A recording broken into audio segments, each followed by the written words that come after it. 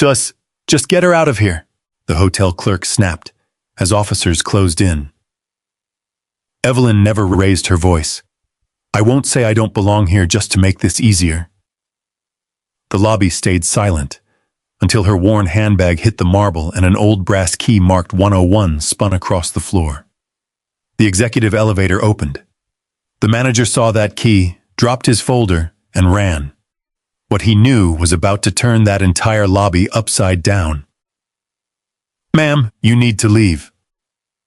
Lauren Pierce pushed the reservation confirmation back across the marble counter with 2 fingers, as if even the paper offended her.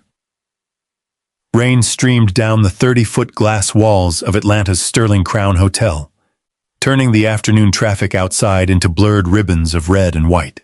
Inside, everything glowed beneath warm chandeliers, polished brass, cream-colored marble, fresh lilies, crystal glasses catching the light from the restaurant beyond the lobby.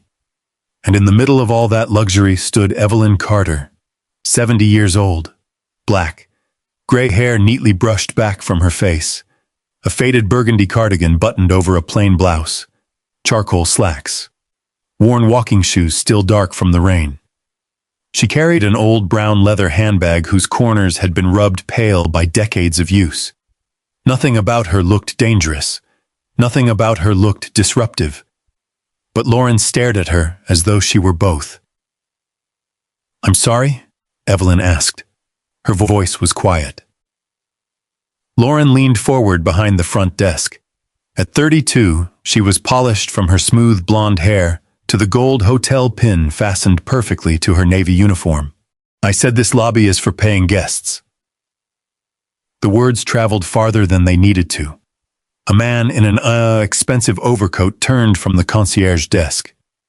A silver-haired couple near the elevators stopped talking. From the hotel restaurant came the soft clinking of cutlery against china. Evelyn looked down at the confirmation Lauren had just returned. I am a paying guest. Lauren gave a short smile, not a welcoming one. I've already explained that I can't verify that. You haven't checked my identification. Lauren's eyes moved slowly over Evelyn again. Cardigan, shoes, handbag, then back to her face. Fine, identification. Evelyn opened her handbag. Her fingers moved carefully through its contents. Reading glasses, a small notebook, a folded handkerchief, her wallet. Something metallic shifted near the bottom. Evelyn paused for half a second before taking out her driver's license. She placed it on the counter. Lauren read the name. Evelyn Carter. Yes. The address says West End. That's correct. Lauren looked up. You live in Atlanta? I do. Then why do you need a hotel room in Atlanta? A few heads turned again. Evelyn felt the question for what it was. Not curiosity, suspicion. She had heard that tone before. Many years before, in banks, in offices, in places where people had looked at her face before deciding how seriously to take her words. Age had not made that feeling unfamiliar. It had only taught her how not to show what it cost. My reason for staying here is personal, Evelyn said. The reservation is valid. Lauren held the license another moment before dropping it onto the marble. Credit card. Evelyn took one from her wallet. Lauren examined the name, then the card, then Evelyn. Yours? Evelyn's eyes lifted. My name is printed on it. I can see that. Then I don't understand the question. Lauren's jaw tightened. Behind Evelyn, nobody spoke. The Sterling Crown was busy enough that afternoon. Business travelers rolled luggage across the marble. A woman in a camel-colored coat waited near the elevators. 2 men sat beneath a large chandelier discussing numbers over coffee. Plenty of people could hear. That somehow made the silence heavier. Lauren ran the card. The terminal processed for a moment. Approved. The word appeared on the small display between them. Evelyn saw it. Lauren saw it. Lauren's expression didn't change. There, Evelyn said. Is there anything else? Lauren ignored the question. Instead, she picked up a bottle of hand sanitizer from beneath the desk. 2 pumps, then a third. She rubbed it slowly over her palms. Afterward, she sprayed the section of counter where Evelyn's license and card had been resting and wiped it down with a cloth. The gesture was small. That was what made it cruel. Evelyn didn't move. Something tightened beneath her ribs. For one instant, the hotel lobby disappeared. She remembered another counter, another polished lobby, another employee looking at her and Thomas as though their clothes had answered questions nobody had asked. She remembered Thomas squeezing her hand afterward. "Don't let them decide who you are, Evie." Her husband had been gone for years, but sometimes his voice arrived exactly when she needed it. Evelyn drew a slow breath. When she spoke, her voice remained steady. "May I have my room key now?" Lauren dropped the cloth beside the sanitizer. "I told you, I can't verify your reservation. My identification matches the reservation." No answer. "Sir." "The card is in my name." Lauren folded her arms. "It was approved. People get access to cards that don't belong to them every day." The silver-haired woman near the elevators frowned. Evelyn noticed. For a second, their eyes met. The woman looked away. That hurt more than Evelyn expected. Not because a stranger owed her rescue, because sometimes silence told the person doing wrong that everyone else had agreed to let it continue. Evelyn put her card back into her wallet. "What exactly would satisfy you?" Lauren's eyebrows rose. "Excuse me? You questioned the reservation. I showed you the confirmation. You questioned my identity. I showed you my license. You questioned whether I could pay. The card was approved." Evelyn placed both hands gently on the edge of the counter. "So tell me what remains to be verified." Lauren stared at her. The rain rattled harder against the windows. A bell sounded softly from one of the elevators. Somewhere beyond the lobby, a pianist moved into the opening notes of an old jazz standard. Lauren's mouth tightened. "Your attitude isn't helping." "My attitude? You're becoming confrontational." Evelyn almost smiled. Not because anything was funny, because she recognized the trap. If she protested, she was difficult. If she became angry, she was threatening. If she remained quiet, Lauren could mistake silence for weakness. So Evelyn chose something else. Dignity. "I haven't raised my voice once." Lauren glanced toward the people watching. "Other guests are uncomfortable." Evelyn turned slowly. A dozen faces immediately found other places to look. A phone, an elevator display, the restaurant, the rain. Nobody said they were uncomfortable. Nobody said they weren't. Evelyn turned back. "Which guest complained?" Lauren's cheeks colored. "This isn't a debate." "No," Evelyn said softly. "It shouldn't be." For the first time, Lauren seemed uncertain. Only for a moment. Then her eyes hardened. "You know what? I think you came into the wrong kind of hotel, and now you're embarrassed to admit it." Evelyn said nothing. Lauren gestured toward the revolving doors. "There are cheaper places a few blocks away. I'm sure one of them can accommodate you." The words landed harder than Lauren knew.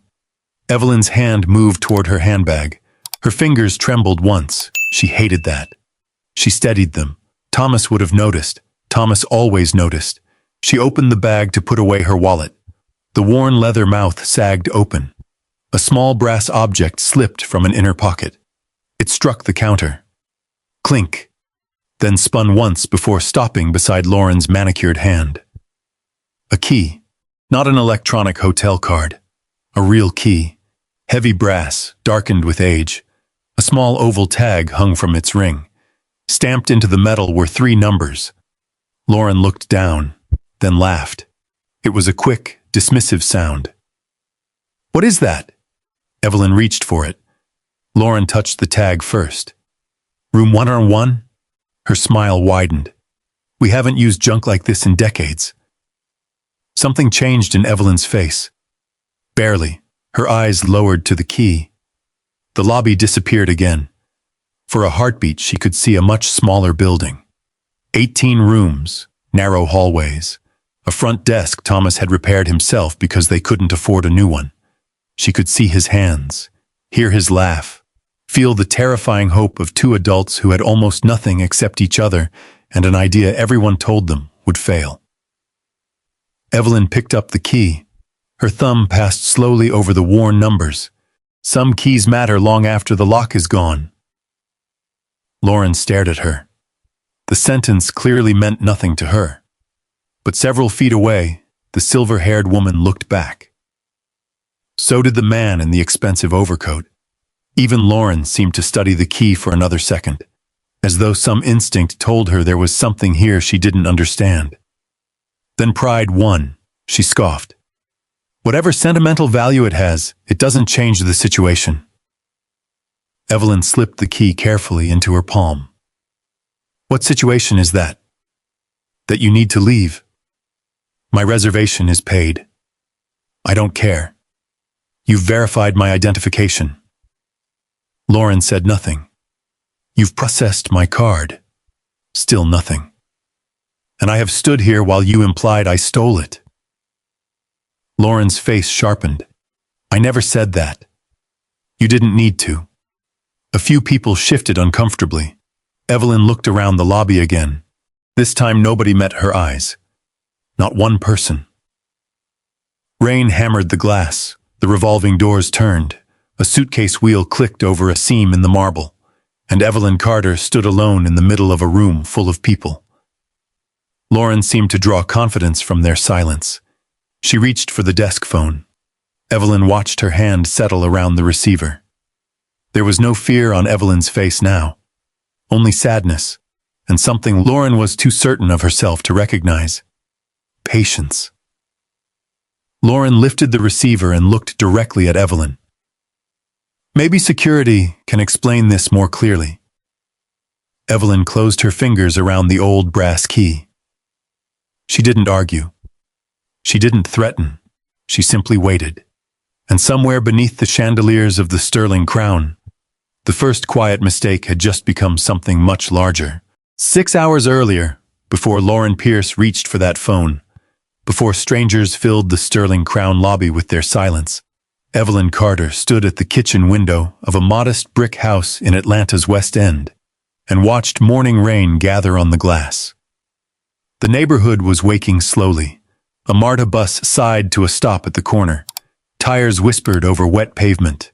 Across the street, a man in a rain jacket lifted the metal gate on a small grocery store, while yellow light glowed from a diner 2 doors down.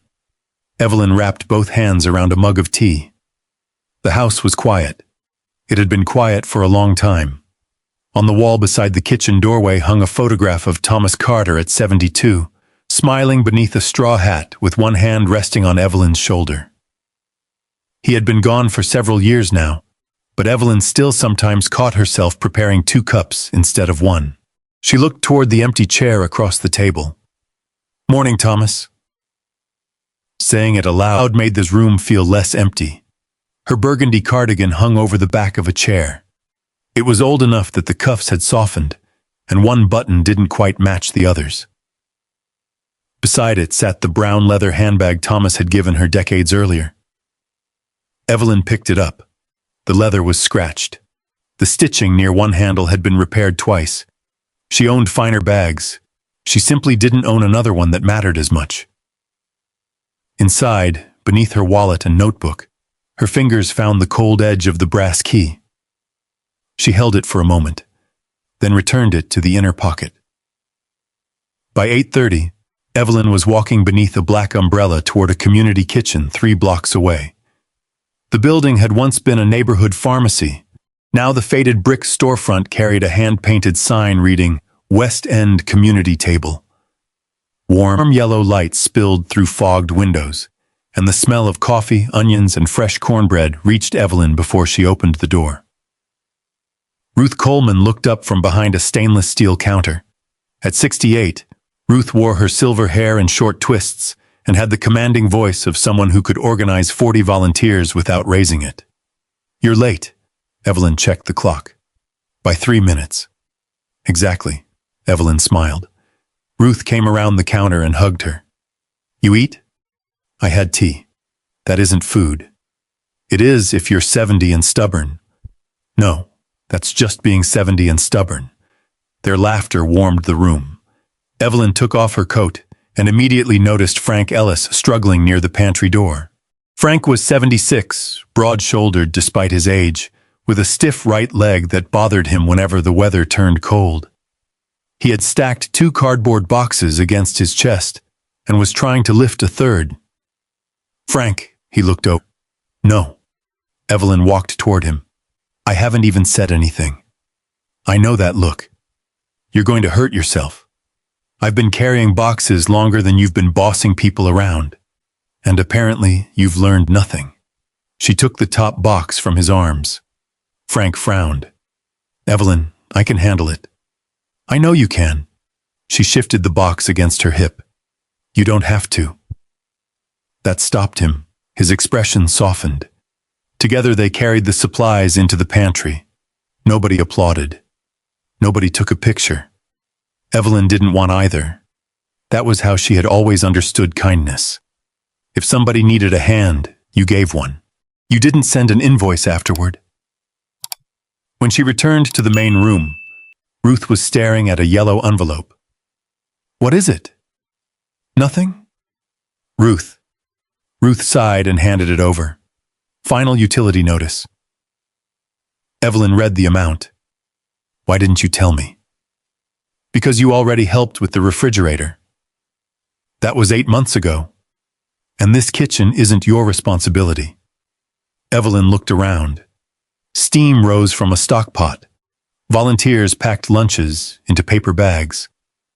Near the windows, several adult guests sat with coffee warming their hands while rain slid down the glass. Everybody eating in this room is somebody's responsibility. "Don't start." Evelyn took out her phone. Ruth narrowed her eyes. "What are you doing?" "Checking the weather." "You are a terrible liar." Evelyn tapped the payment portal printed on the notice. A minute later, the overdue balance was gone. Ruth stared at her. "Evelyn Carter. Don't put my name anywhere. I mean it. So do I." Ruth shook her head. "You know, most people with money want a plaque." "Then give them one." "What do you want?" Evelyn looked towards Frank, who was arranging canned goods in the pantry. "Hot food tomorrow." Ruth's eyes glistened, but she quickly turned away. "You're impossible." "So Thomas used to tell me." The name changed the air between them. Ruth knew when not to fill silence. Evelyn reached into her handbag for a tissue. The brass key came out with it. Ruth saw the number. Her face softened. "You still carry that thing?" Evelyn turned it over in her palm. "Every day." "That key hasn't opened a door in what, 20 years? "Longer." "Then why keep it?" Evelyn looked at the worn brass. Because once there had been an 18-room building with bad plumbing, thin carpet, and a front desk Thomas built himself. Because once they had slept in room 101 when they couldn't afford their apartment, and the bank was threatening to take the business. Because there had been a winter when they lost their lease, stored everything they owned in a borrowed garage and wondered whether the dream had been foolish from the beginning. Because there had been meetings where Evelyn entered beside Thomas and people spoke only to him.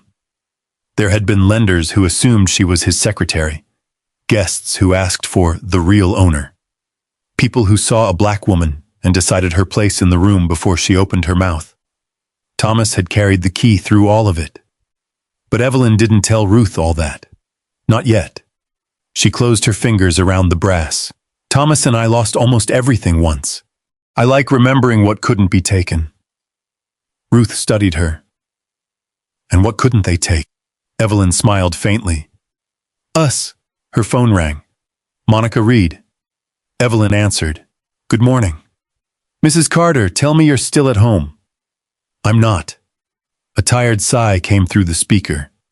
At 46, Monica had worked beside Evelyn long enough to know when arguing was useless, but not long enough to stop trying. "You're really doing this today?" "I told you I was. I also thought you'd wake up and become reasonable." "Hasn't happened in 70 years. Ruth laughed quietly. Monica continued, "At least let me call Michael Grant. He can know you're coming without telling the staff." "No." "Mrs. Carter, no, Monica." The warmth left Evelyn's voice, replaced by quiet certainty. 3 weeks earlier, an anonymous letter had arrived at corporate headquarters. Then another. Then 2 online complaints had been forwarded from guest relations. Different names, similar language, ignored at check-in, questioned repeatedly, made to feel they didn't belong. Evelyn had read every word. She had asked for no special report and announced no investigation. She wanted to see the hotel as an ordinary guest saw it. Monica lowered her voice. "There are easier ways to inspect a property. Easier isn't the same as truthful. You could at least take the car." "No. The weather is awful. I've survived rain." "You know what I mean." Evelyn did. A chauffeured sedan pulling beneath the sterling crown awning would announce importance before Evelyn ever reached the desk. So would a tailored suit. So would an executive escort. She wanted none of them. She looked down at the faded cardigan folded over her arm. "Monica, what happens when a woman walks into that hotel without a driver? Without diamonds? Without anyone whispering that she's important?" Silence. "What happens when she just looks like me?" Monica finally said. "I don't know." "Neither do I." Evelyn slipped the brass key back into her handbag. "That's why I'm going." Ruth leaned against the counter, watching her. Monica tried once more. "If something feels wrong, call me." "I will. And please don't try to carry anybody else's boxes today." Evelyn glanced toward Frank. "Too late," Monica groaned. Evelyn smiled, but it faded as she looked through the rain-streaked window toward downtown. Far beyond the low brick buildings of West End, glass towers rose into the gray Atlanta sky. Somewhere among them stood the sterling crown, beautiful, expensive, admired, and possibly failing at the one thing Evelyn and Thomas had once promised mattered more than marble, chandeliers, or money. Ruth helped Evelyn into her cardigan. "You nervous?" Evelyn considered lying. "Yes." Ruth squeezed her hand.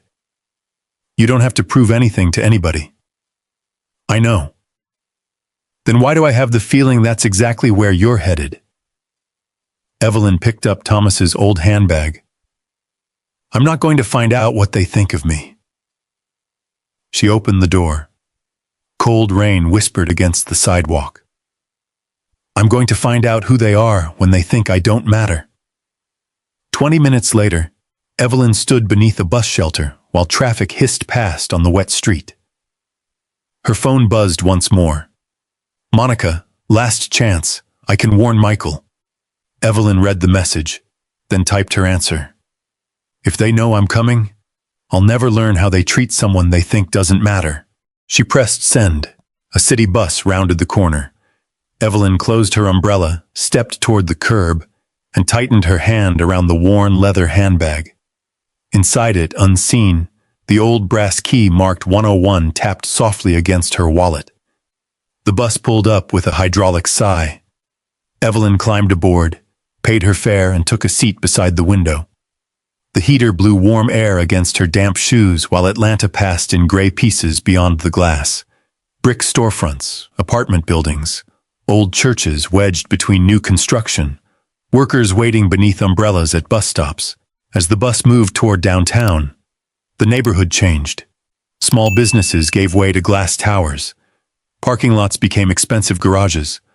Old brick buildings disappeared behind steel and mirrored windows. Then, through the rain, Evelyn saw it. The Sterling Crown Hotel. 30 stories of glass and limestone rose above the wet avenue, its name etched discreetly into a dark stone wall beside the entrance.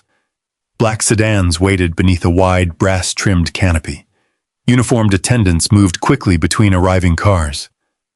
Evelyn watched without smiling. She remembered when the property had been something entirely different. Smaller, harder, more precious. The bus carried her another block before stopping. Evelyn stepped down into cold rain at exactly 11:20 a.m. A black town car swept past and turned beneath the sterling crown canopy. For 1 second, Evelyn imagined Monica sitting beside her, complaining that a 70-year-old woman had no business riding a bus through bad weather when a driver was available. Evelyn almost smiled. Then she crossed the street. Rain dotted her glasses and darkened the shoulders of her burgundy cardigan. She could have opened the umbrella again, but the hotel entrance was close. A doorman saw her approaching. He was black, perhaps in his late 30s, tall, with a neatly trimmed beard and a charcoal uniform protected beneath a long raincoat. He had been helping a couple unload expensive luggage. The moment he noticed Evelyn, he excused himself and stepped toward her. "Careful there, ma'am. Marble gets slick when it's wet." He held the door open. No hesitation, no scan of her clothes, no glance at her handbag. Just courtesy. "Thank you," Evelyn said. "You're very welcome." She stepped inside. The warmth hit first, then the scent. Fresh lilies, polished wood, coffee drifting from the cafe. The sterling crown lobby opened before her in gold and cream. Chandeliers cast warm light across polished marble. Brass elevator doors gleamed along the far wall. A grand piano stood beneath a sweeping staircase, and beyond it came the muted clink of silverware from the restaurant. Evelyn stopped. Not long enough for anyone else to notice. Long enough for memory to catch her. Thomas had argued for warmer lighting. "People should feel like they're coming inside from the world," he'd said. Evelyn had insisted the lobby needed places where guests could sit without being expected to buy anything. They had fought over the chandelier. Thomas won. She had eventually admitted he was right. Now she stood beneath it looking like someone who might be asked whether she had wandered in from the rain. "Ma'am?" The doorman had followed her inside. He held out a clean white towel. "For your cardigan." Evelyn looked at it, then at him. That thoughtful. "My mother would haunt me if I let somebody's mother stand around soaking wet." A laugh escaped Evelyn before she could stop it. She took the towel. "Then we'd better keep you out of trouble." "Yes, ma'am." She dabbed the rain from her sleeves. "What was your name?" He pointed to his badge. "Marcus Hill." Evelyn read it anyway. "Thank you, Marcus." "My pleasure. Front desk is straight ahead. If you need anything, just let me know." He returned to the entrance as another car arrived. Evelyn watched him for a moment. He didn't know her. That mattered. She quietly stored his name in her memory. Then she turned toward reception. 3 front desk stations stretched beneath a wall of brushed brass. 2 clerks were occupied. At the third stood Lauren Pierce. Evelyn didn't know her yet.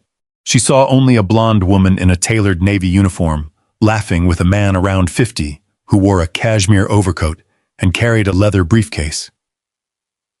"Mr. Wallace, I found something better for you." Lauren tapped the keyboard. The man grinned. "Uh-oh, should I be worried?" "Only if you hate free upgrades." "Never. I moved you to a corner king on 27. Better view, quieter floor." "You're spoiling me." Lauren placed 2 key cards into a small envelope and handed them directly to him. "That's what we're here for." Her smile was bright and effortless. "Welcome back to the Sterling Crown." The man glanced at Lauren's name tag. "You always take care of me, Lauren." "My pleasure, Mr. Wallace." He walked toward the elevators. Lauren watched him go with a pleasant expression. Then she saw Evelyn. The smile disappeared. Not slowly, instantly, Evelyn noticed. Lauren's eyes moved from her damp cardigan to her worn shoes, then to the brown handbag. One quick inventory. Evelyn knew that look. She had known it since she was young enough to pretend she didn't. Still, she approached the desk. Lauren looked down at her computer. Evelyn stopped in front of her. Nothing. Lauren clicked through an email. Evelyn waited. 5 seconds. 10. The other 2 stations remained occupied. A businessman at one was already receiving his keys. Lauren typed something. Evelyn glanced toward Marcus. He was outside beneath the canopy, helping an older man from a sedan. 15 seconds. Evelyn finally said, "Excuse me." Lauren kept her eyes on the screen. "I'll be with you." Evelyn waited again. Another guest approached behind her, pulling a silver suitcase. Lauren looked up. For one brief moment, Evelyn thought she was finally being acknowledged. Instead, Lauren looked past her. "Are you checking in, sir?" The man behind Evelyn hesitated. I think she was first." Lauren's mouth tightened. "I'll take care of her." The man stepped back. Evelyn said nothing. Lauren clicked twice more before finally looking up. "What exactly do you need?" The words were polite enough on paper. Her voice wasn't. "I'd like to check in." Lauren's eyes flicked toward the entrance, as though expecting someone else to appear. "You have a reservation?" "I do." "Here?" Evelyn held her gaze. "Yes, here." A tiny silence passed between them, while Lauren turned toward the computer. "Name?" Evelyn rested both hands on the handle of Thomas's old handbag. "Carter," Lauren began typing. "First name?" "Evelyn." Lauren's fingers paused. "Evelyn Carter?" "Yes." Lauren typed again. The computer screen changed. Evelyn couldn't see everything from where she stood. Only the glow reflected faintly in the brass panel behind the desk. But she saw Lauren's face. The irritation vanished. For less than a second, something else replaced it. Confusion, then surprise. Lauren leaned closer to the monitor. Her eyes moved quickly across whatever had appeared. Evelyn waited. Lauren glanced up at her. Back to the screen. Then she clicked something. Fast. Another window opened. She read it. Her expression tightened. Evelyn saw her hand move to the mouse. Click. The screen changed again. Lauren's face became carefully blank. "What is it?" Evelyn asked. "Nothing." "You found the reservation?" Lauren didn't answer. Instead, she minimized the window. Evelyn's eyes narrowed slightly. She had spent too many years in business not to recognize the difference between someone finding nothing and someone finding something inconvenient. Lauren typed Evelyn's name again. Slower this time, then shook her head. "I'm not seeing a valid reservation." Evelyn looked at her. "You just found something." "No, I didn't. I watched your screen change." "You can't see my screen from there." "I can see your face." Lauren sat straighter. "Ma'am, I know how to do my job." "I didn't say you didn't." "Then let me do it." Evelyn felt the old ache stir inside her. Not anger yet. Recognition. The same feeling she'd carried out of offices 40 years earlier when people assumed confusion belonged to her, simply because admitting their own prejudice would have required looking inward. She reached carefully into her handbag. The brass key touched her knuckles. A reminder. She moved past it and took out her phone. "I have the confirmation email." Lauren's gaze dropped to the inexpensive phone case, then returned to Evelyn's face. "That doesn't necessarily mean anything." Evelyn looked at her for a long moment. Outside, rain struck the towering windows. Behind them, Richard Wallace stepped into an elevator holding the complimentary upgrade Lauren had offered him without hesitation. At the entrance, Marcus opened the door for another wet traveler with the same warmth he had shown Evelyn. 2 welcomes, 1 building. And Evelyn was beginning to understand which one the sterling crown offered people who looked like her. She opened the confirmation email. Would you like to see it? Lauren leaned back, her expression hardened. People fake reservations every day. For a moment, Evelyn thought she had misheard her. Not because the words were unclear, because Lauren had said them so casually. The Sterling Crown lobby continued moving around them. Suitcase wheels whispered across marble. The piano carried a soft melody from the far side of the room. Rain tapped steadily against the glass, wrapping the hotel in a gray Atlanta afternoon. Evelyn held out her phone. This email came from your reservation system. Lauren barely glanced at it. Emails can be altered. It has a confirmation number that can be copied. Evelyn lowered the phone. What exactly are you accusing me of? Lauren's eyes flicked toward the guests nearby. I didn't accuse you of anything. You told me my reservation might be fake. I said people fake reservations, while refusing to check mine. Lauren's lips tightened. I checked. Evelyn remembered the flash of surprise on Lauren's face when her name first appeared on the monitor. Whatever Lauren had seen, she had closed it quickly. Evelyn placed the phone on the counter, with the confirmation still visible. Check the number. Lauren exhaled through her nose as if being asked to perform an unreasonable favor. She typed. Evelyn watched her carefully.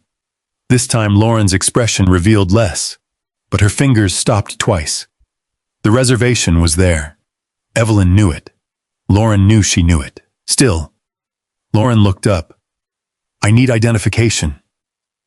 Evelyn reached into Thomas's handbag and removed her driver's license. Lauren took it. Evelyn Carter. Yes. Her gaze dropped to the address. West End? Yes. You live there? I've already answered that. Lauren gave a thin smile. I'm verifying your information. Then verify it. Lauren looked at the address again. If you live in West End, why are you staying downtown? The question opened an old door in Evelyn's memory. She was suddenly decades younger, standing beside Thomas in another Atlanta hotel. They had been trying to meet a potential lender. Thomas wore the only suit he owned. Evelyn had spent half the night pressing it because they couldn't afford dry cleaning. The desk clerk had looked at them and said the business lounge was reserved for registered guests. They explained they had a meeting. The answer remained no. Their lender had eventually come downstairs and found them standing near the entrance like people waiting to be admitted into somebody else's life. Evelyn remembered Thomas's embarrassment. Not for himself, for her. On the sidewalk afterward, he had apologized. She had asked why. Because someday, Thomas had said, I want us to build a place where nobody gets that look. Now, decades later, Evelyn was receiving that same look beneath a chandelier Thomas had personally chosen. She brought herself back to the present. My reason for staying is personal. Lauren tilted her head. Personal. Yes. Are you meeting somebody here? That isn't relevant to my reservation. Lauren returned her attention to the computer. Evelyn's chest felt heavy, but her voice remained level. Does every local guest answer these questions? It's hotel procedure. May I see the procedure? Lauren stopped typing. What? The policy requiring local guests to explain why they're staying here. Lauren stared at her. We have fraud issues. So there is a written policy? I didn't say written. Evelyn nodded once. I see. That calm response seemed to irritate Lauren more than anger would have. Credit card. Evelyn handed it over. Lauren inspected the front, then the back, then the front again. She looked at Evelyn. Is this yours? The name matches my identification. I asked if it's yours. Yes. Lauren entered the card. The terminal processed. A green light appeared. Approved. The sound was a small electronic chirp. To Evelyn, it might as well have been a bell. There was no misunderstanding left. The reservation existed. The identification matched. The payment had cleared. Lauren stared at the terminal, then at Evelyn. Evelyn waited for the obvious words. My apologies. Welcome to the Sterling Crown. Here's your room key. None came. Instead, Lauren said, there's also an incidental hold. I understand. It can be substantial. How much? Lauren named the amount. That's fine. And room service isn't complimentary. I know. The restaurant has standards in the evening. Evelyn's eyes sharpened. Standards? Dress expectations. Lauren's gaze touched the burgundy cardigan, only for a second. It was enough. Evelyn felt something cold settle inside her. She looked down at the sweater Thomas had teased her about because she refused to throw it away. A cardigan. That was all it was. Wool and buttons. Yet Lauren had somehow turned it into evidence. Is there a written dress code? Evelyn asked. It's a luxury property. That wasn't my question. Lauren's cheeks reddened. I'm trying to prevent an uncomfortable situation later. For whom? Lauren didn't answer. Evelyn glanced behind her. The man with the silver suitcase from earlier was still nearby, pretending to read something on his phone. An older woman sat beneath a lamp with a newspaper open, but had not turned the page in several minutes.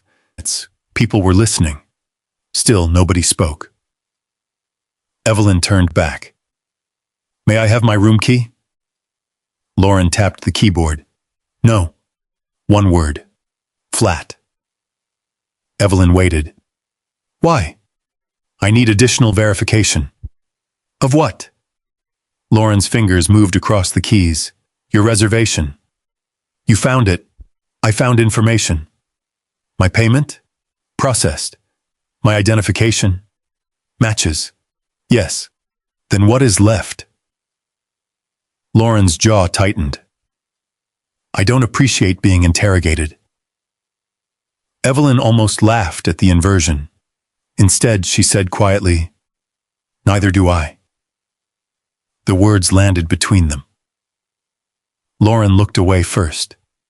Step aside, please. Excuse me? I have other guests waiting. So do I. You're delaying the line. Evelyn turned. There was one person behind her. The man with the silver suitcase immediately raised a hand. I'm fine waiting.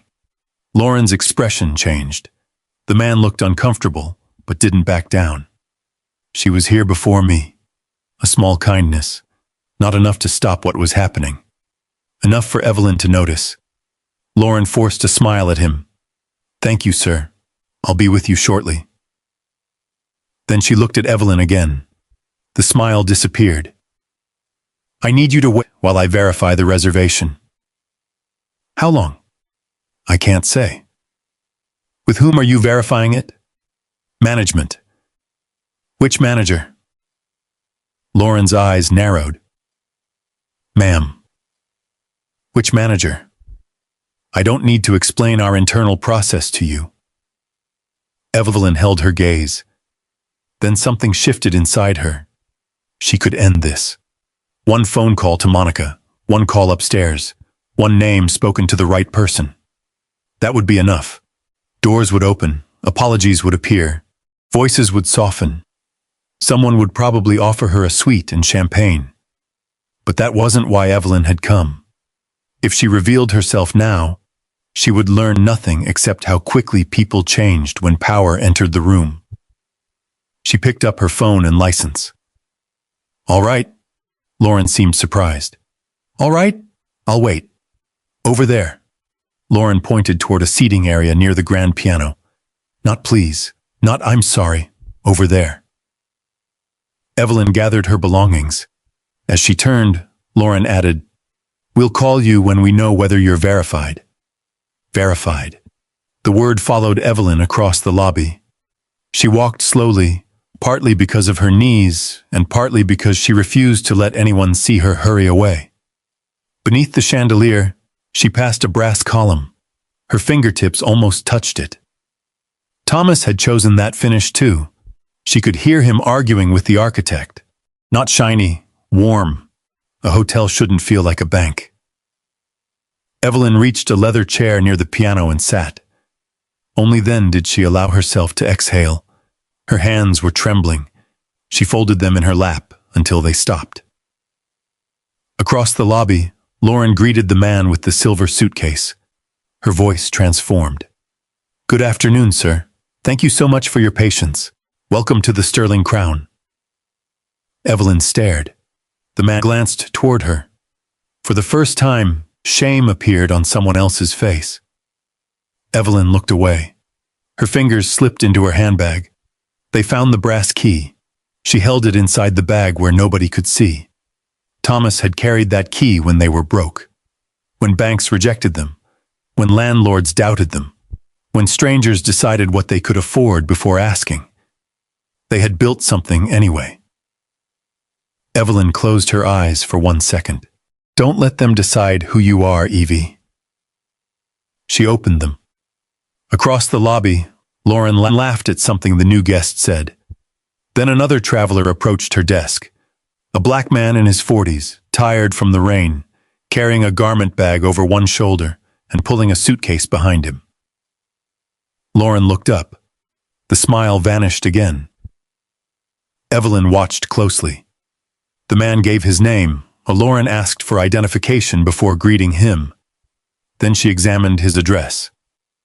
Evelyn sat straighter. One question became 2, then 3. The same tone, the same suspicion, the same tiny pause before every answer, as though the guest had to prove something beyond having a reservation. Evelyn's hurt began changing shape. What happened to her might have been personal. What she was watching now was something else.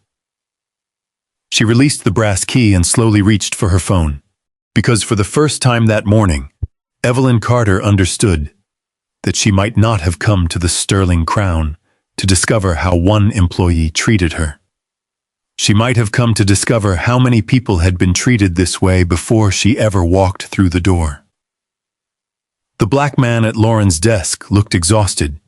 He was 44, broad-shouldered, dressed in dark slacks and a blue button-down shirt wrinkled from travel. A garment bag hung from one shoulder. Rain still glistened on his suitcase. "Anthony Brooks," he said. "I have a reservation for 2 nights." Lauren didn't offer the welcome she'd given Richard Wallace. Identification and card. Anthony handed them over. Lauren studied his driver's license. "This address current?" Anthony blinked. "Yes." "You still live there?" "Yes." "How long?" His forehead creased. "I'm sorry?" Lauren glanced up. "It's a verification question." Anthony shifted the garment bag. "About my hotel reservation? We've had issues." Evelyn felt her stomach tighten. The same phrase. Different guest. Anthony looked around as if searching for confirmation that this was unusual. Several people were close enough to hear. Nobody reacted. "I'm here for an accounting conference," he said. "I didn't ask why you're here." Anthony's mouth closed. Evelyn recognized the expression immediately. The effort required not to respond. Lauren ran his card. Approved. "Your room is on 14. Anthony glanced at his phone. "My confirmation says high floor, city view." Lauren typed. "Unavailable. I booked it 3 weeks ago. Things change. Could you check?" "I already did." Anthony stared at her. Then toward the elevators. Richard Wallace was standing there talking on his phone, room envelope in hand. Evelyn remembered Lauren's words. "Corner King, 27, free upgrade." Anthony looked back. "Is there anything higher?" "No." "Nothing?" Lauren's voice sharpened. "Sir, do you want the room or not?" The question silenced him. After a moment, Anthony held out his hand. "I'll take it." Lauren placed the key envelope on the counter instead of in his palm. "Checkout is 11. Anthony picked it up. "No welcome. No enjoy your stay." He turned away. Evelyn watched him walk toward the seating area. His shoulders remained straight, but something in his face had changed. She knew that look too. The private question. Was it me? Did I misunderstand? Am I making too much of this? Prejudice often left its deepest mark there, Evelyn thought. Not only in what happened, but in making decent people doubt their own perception afterward. Anthony stopped near the piano and set down his suitcase. Evelyn spoke gently. "Excuse me." He looked over. "Yes, ma'am?" "Are you all right?" He gave the automatic answer. "I'm fine." Evelyn waited. Anthony looked toward Lauren, then back at Evelyn. "No," he admitted. "Not really." She gestured toward the empty chair beside her. Anthony sat. For several seconds, neither spoke. The pianist moved through a quiet melody. Rain painted wavering lines across the windows. Finally, Anthony said, "Maybe I'm tired." Evelyn looked at him. "Why would being tired make her treat you that way?" He gave a humorless laugh. "Exactly." He rubbed his forehead. "I spend my whole life checking numbers. That's literally my job. I'm an accountant. I notice patterns for a living." Evelyn's eyes stayed on Lauren. "So do I." Anthony lowered his voice. "She questioned my address, asked whether my card was mine. Then my room disappeared. Your card was approved? Immediately. Your reservation was valid? Absolutely." Evelyn nodded. Anthony studied her. "She did it to you too?" Evelyn looked down at her cardigan. "She hasn't given me a room at all." Anthony's eyebrows rose. "Why?" "She hasn't decided which reason she's using yet." That earned a small laugh. It faded quickly. Anthony looked toward the front desk. "I should complain." "Yes."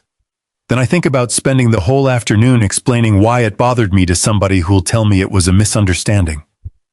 Evelyn understood. She had lived through enough misunderstandings to know how exhausting they could become. "You know what my father used to say?" Anthony asked.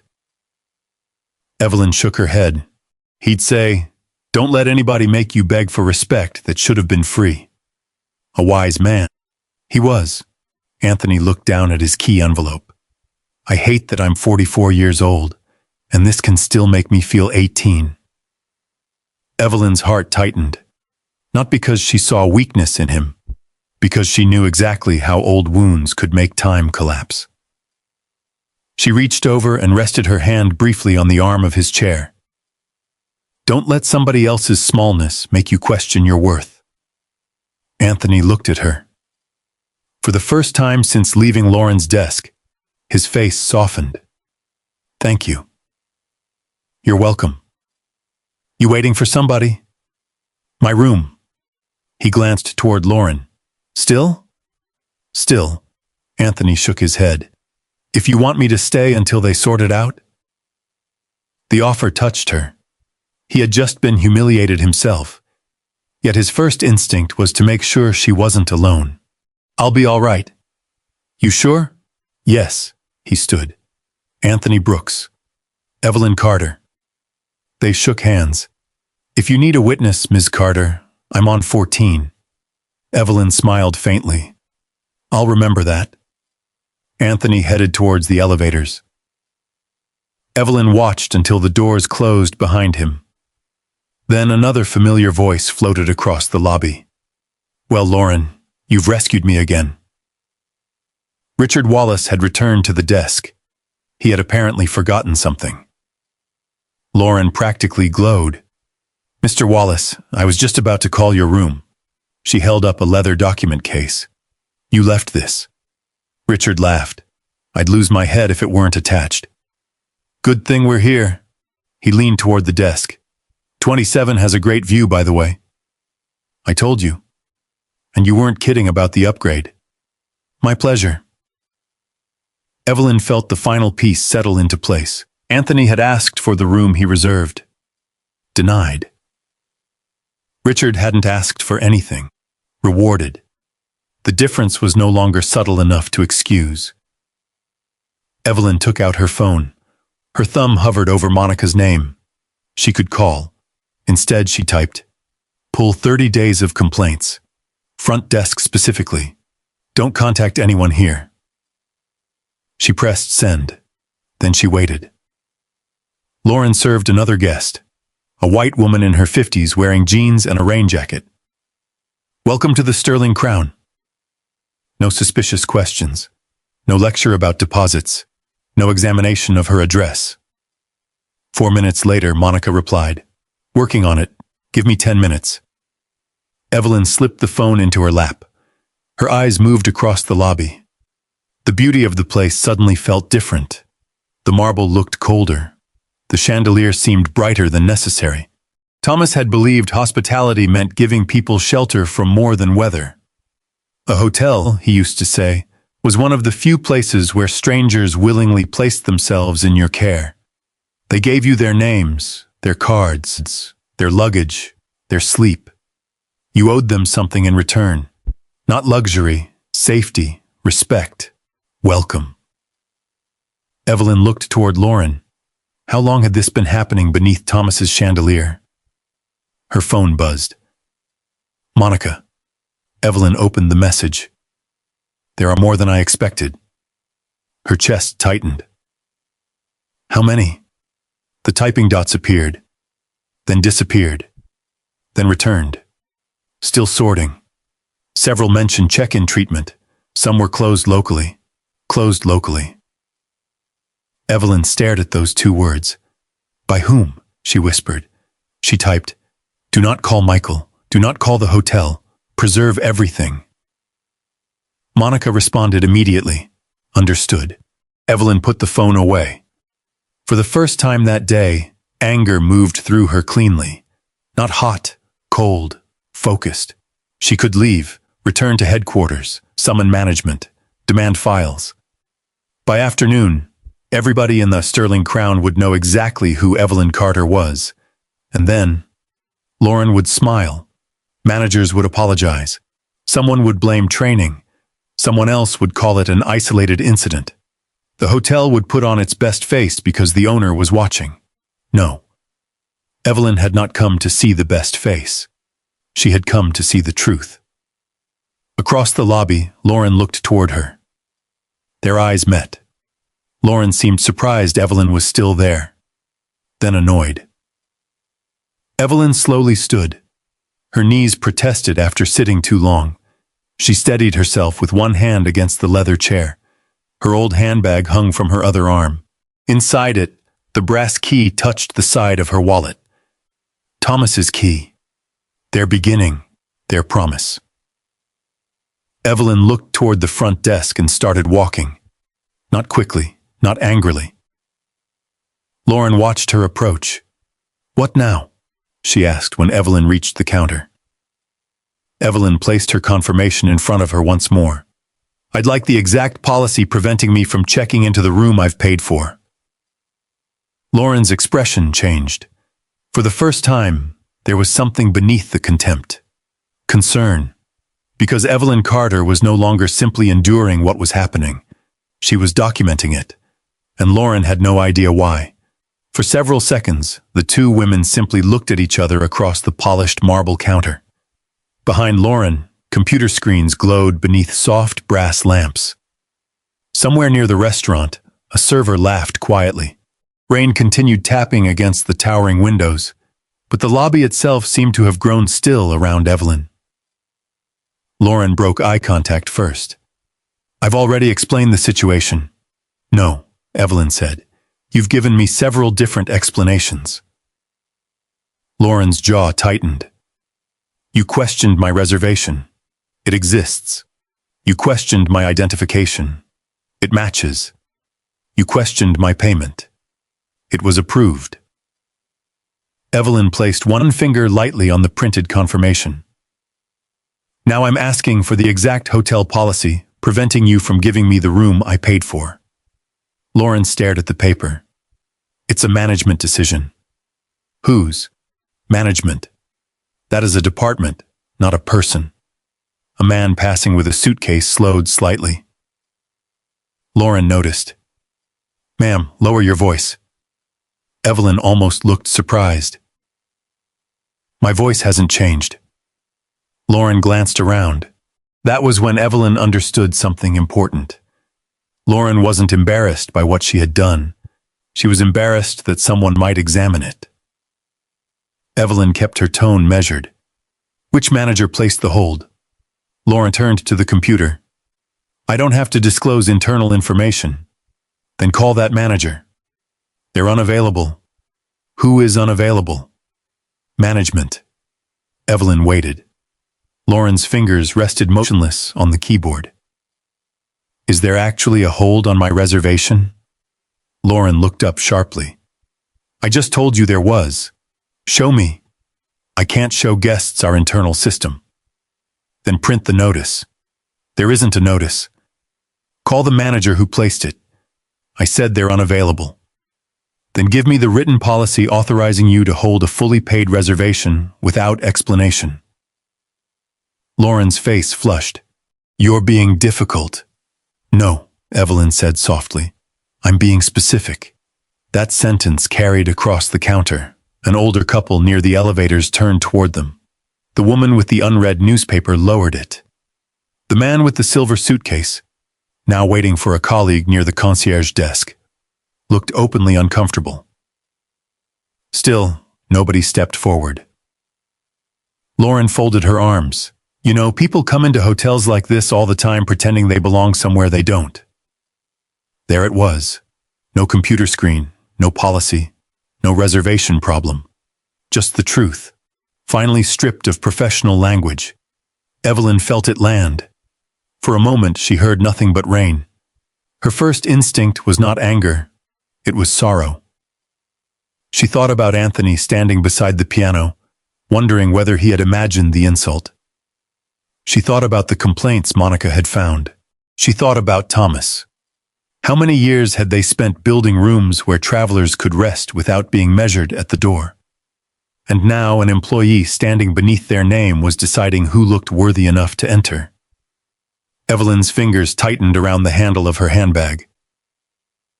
Somewhere they don't belong, she repeated. Lauren seemed to realize she had gone too far. I mean people without legitimate business.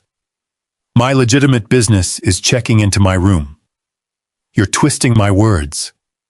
Then untwist them. Lauren stared. Evelyn asked quietly, how do you decide who belongs? The question changed the air, Lauren's lips parted. Nothing came out. Evelyn waited. The silence behind her grew heavier. Finally, Lauren said, I'm not discussing this anymore. Because you don't have an answer? Because you're disrupting the lobby. I am standing at a front desk asking for a room I've paid for. You keep challenging me. I keep asking questions. Same thing. No, Evelyn said. It isn't. Lauren pushed back from the counter. The movement was sharp enough to make a pen roll several inches. Evelyn watched her. A younger Evelyn might have fought differently. There had been a time when she believed every insult demanded an immediate answer. Thomas had been the patient one then. He used to tell her, don't waste the truth by shouting it at somebody determined not to hear. She had hated that sentence when she was 30. At 70, she understood it. So Evelyn didn't shout. She simply stood there. Lauren's attention suddenly dropped toward Evelyn's handbag. The leather opening had sagged slightly. Inside, the brass key had shifted upward. The oval tag marked 101 was visible. Lauren pointed. What is that? Evelyn followed her gaze. She touched the key, but didn't remove it. Something that belongs to me. Lauren gave a short laugh. Is that supposed to be a hotel key? It was. Lauren leaned closer. Room 101? Evelyn nodded. Lauren smirked. We don't even use metal room keys. I know. Haven't for years. I know that too. Then why are you carrying it around? Evelyn looked at her. Because not everything becomes worthless when it gets old. The words were gentle. Lauren still flinched. Her eyes moved briefly toward Evelyn's gray hair before returning to the key. Well, it certainly isn't one of our keys. Something almost like amusement touched Evelyn's face. No, she said. It isn't one of your keys anymore. Lauren's smile faded. For the first time, uncertainty entered her expression. She looked at the key again, then at Evelyn. There was something about the way Evelyn had said it. Not defensive, not nostalgic, certain. Lauren turned toward the computer and typed quickly. Evelyn couldn't see the screen, but she noticed Lauren enter something, pause, then delete it. Is there a problem? Evelyn asked. Lauren stopped. I told you I'm done discussing this. Evelyn slipped the key deeper into her handbag. Then give me my room. No. Call your manager. No. Explain the hold. I don't owe you an explanation. Evelyn's eyes hardened. You work at a hotel. I'm a guest with a valid reservation. Explaining why you're refusing service is not a personal favor.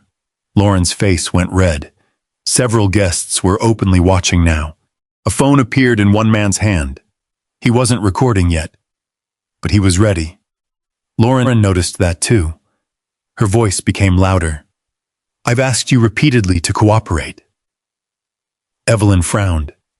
You haven't asked me to do anything except leave. Exactly. Leaving isn't cooperation when I haven't done anything wrong. Lauren looked toward the entrance. Marcus was outside helping with luggage beneath the awning. The other clerks had become quiet. One of them, a woman in her 40s, glanced at Lauren and then quickly back at her computer. Evelyn saw it. Fear or familiarity, maybe both. That troubled her more than Lauren's anger.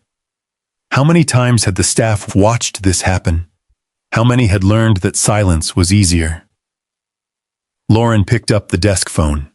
Evelyn's stomach tightened. Who are you calling? Someone who can deal with this. Your manager? Lauren didn't answer. She pressed a button. Security to front desk. Evelyn looked around.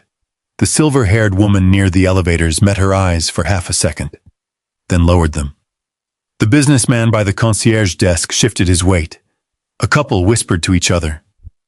Nobody said, this woman has done nothing. Nobody said, her card was approved. Nobody said, I heard what you told her. The silence wasn't empty anymore. It had become permission. Evelyn felt suddenly tired. Not physically, older than that. Tired in the place where a person stores every memory of having to prove she belonged somewhere others entered without question. Her hand went into the handbag. Her fingers found the old brass key, cold metal. She remembered Thomas locking the door of their first office late at night. Remembered him dropping that key into her palm after they'd signed papers they could barely afford. Your turn, boss, he'd said, grinning. Boss. The memory nearly broke her composure. Nearly. Evelyn closed her hand around the key, then lifted her chin. Footsteps approached from the corridor beside the elevators. A large man in a dark security jacket appeared. His badge read, David Miller, 41. He looked first at Lauren, then at Evelyn. Not at the confirmation. Not at the approved payment slip. Not at the computer. At Evelyn. Lauren pointed across the desk. She's refusing to leave. David's expression changed immediately. He stepped closer. Ma'am, I'm going to need you to come with me. Evelyn didn't move. Her voice remained quiet. Before I go anywhere, I'd like you to tell me what rule I've broken. David looked at Lauren. Lauren said nothing. Then he looked back at Evelyn. And in that small hesitation, Evelyn realized he didn't know. David Miller had arrived ready to remove a problem before anyone had told him what the problem was. Evelyn held his gaze. What rule have I broken? David shifted his stance. He was a solid man in his early 40s, dressed in a charcoal security jacket, with a radio clipped high on his shoulder. Ma'am, I'm asking you to step away from the desk. I can do that. But that wasn't my question. Lauren sighed loudly. David, she's been doing this for almost an hour. Doing what? Evelyn asked. Lauren looked at David instead of answering her. She has an unverifiable reservation. She's refusing to cooperate, and now she's disturbing other guests. Evelyn placed the confirmation on the marble. My reservation was found. David glanced at it. My identification matches it. She placed down her license. My card was processed. Next came the payment receipt. Approved.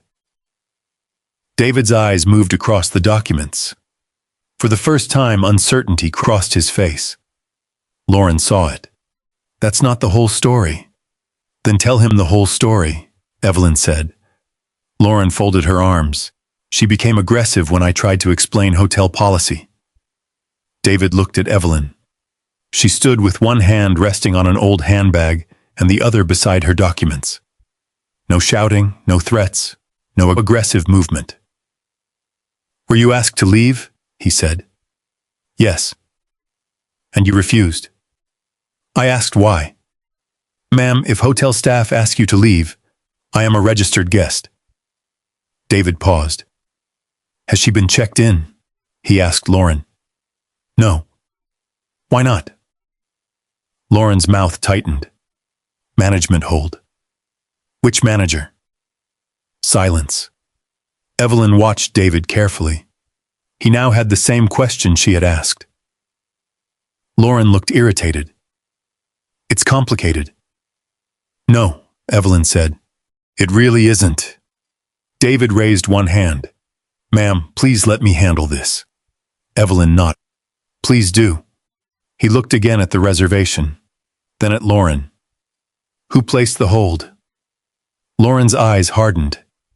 I don't have time to go through every detail. She's making guests uncomfortable. The sentence traveled through the lobby. Evelyn slowly turned. There were more people watching now, a gray-haired man beside the elevators, a woman holding a shopping bag, the guest with the silver suitcase, two business travelers near the cafe, the older woman who had been pretending to read her newspaper. Several pairs of eyes met Evelyn's, then slipped away. Which guests? Evelyn asked. Lauren gave an exasperated laugh. See? This. Constant arguing. Evelyn looked at David. I asked a question. David rubbed his jaw. Mrs. Carter, maybe the simplest thing is for you to wait outside while we sort this out. Outside. Evelyn looked through the glass. Rain swept sideways beneath the hotel awning. Water ran along the curb. Traffic lights glowed red through the gray afternoon. You want a 70-year-old woman to stand outside in that rain? David's face changed slightly. There are covered areas. And what happens to my reservation? We'll investigate. You have the documents in front of you. Lauren stepped in. David, don't let her turn this around. Evelyn's eyes moved to her. Turn what around? Lauren ignored her. She shouldn't be here. There it was again. Not can't check in, not reservation problem. Shouldn't be here. Evelyn felt the words settle somewhere deep. She looked around the lobby she knew better than anyone there realized. Her gaze traveled past the piano, the chandeliers, the cream-colored marble, toward the bank of elevators. Beside them stood an old stone arch. Most guests probably thought it was decorative. It wasn't. The stones had been saved from another building, a much smaller one. For a moment, the sterling crown disappeared. Evelyn saw Thomas beneath that arch decades earlier, younger then, his sleeves rolled above his elbows, dust on his shirt. They had been standing in the lobby of the Carter house after a pipe burst upstairs. The carpet was ruined. 3 rooms couldn't be rented. They had barely enough money for payroll.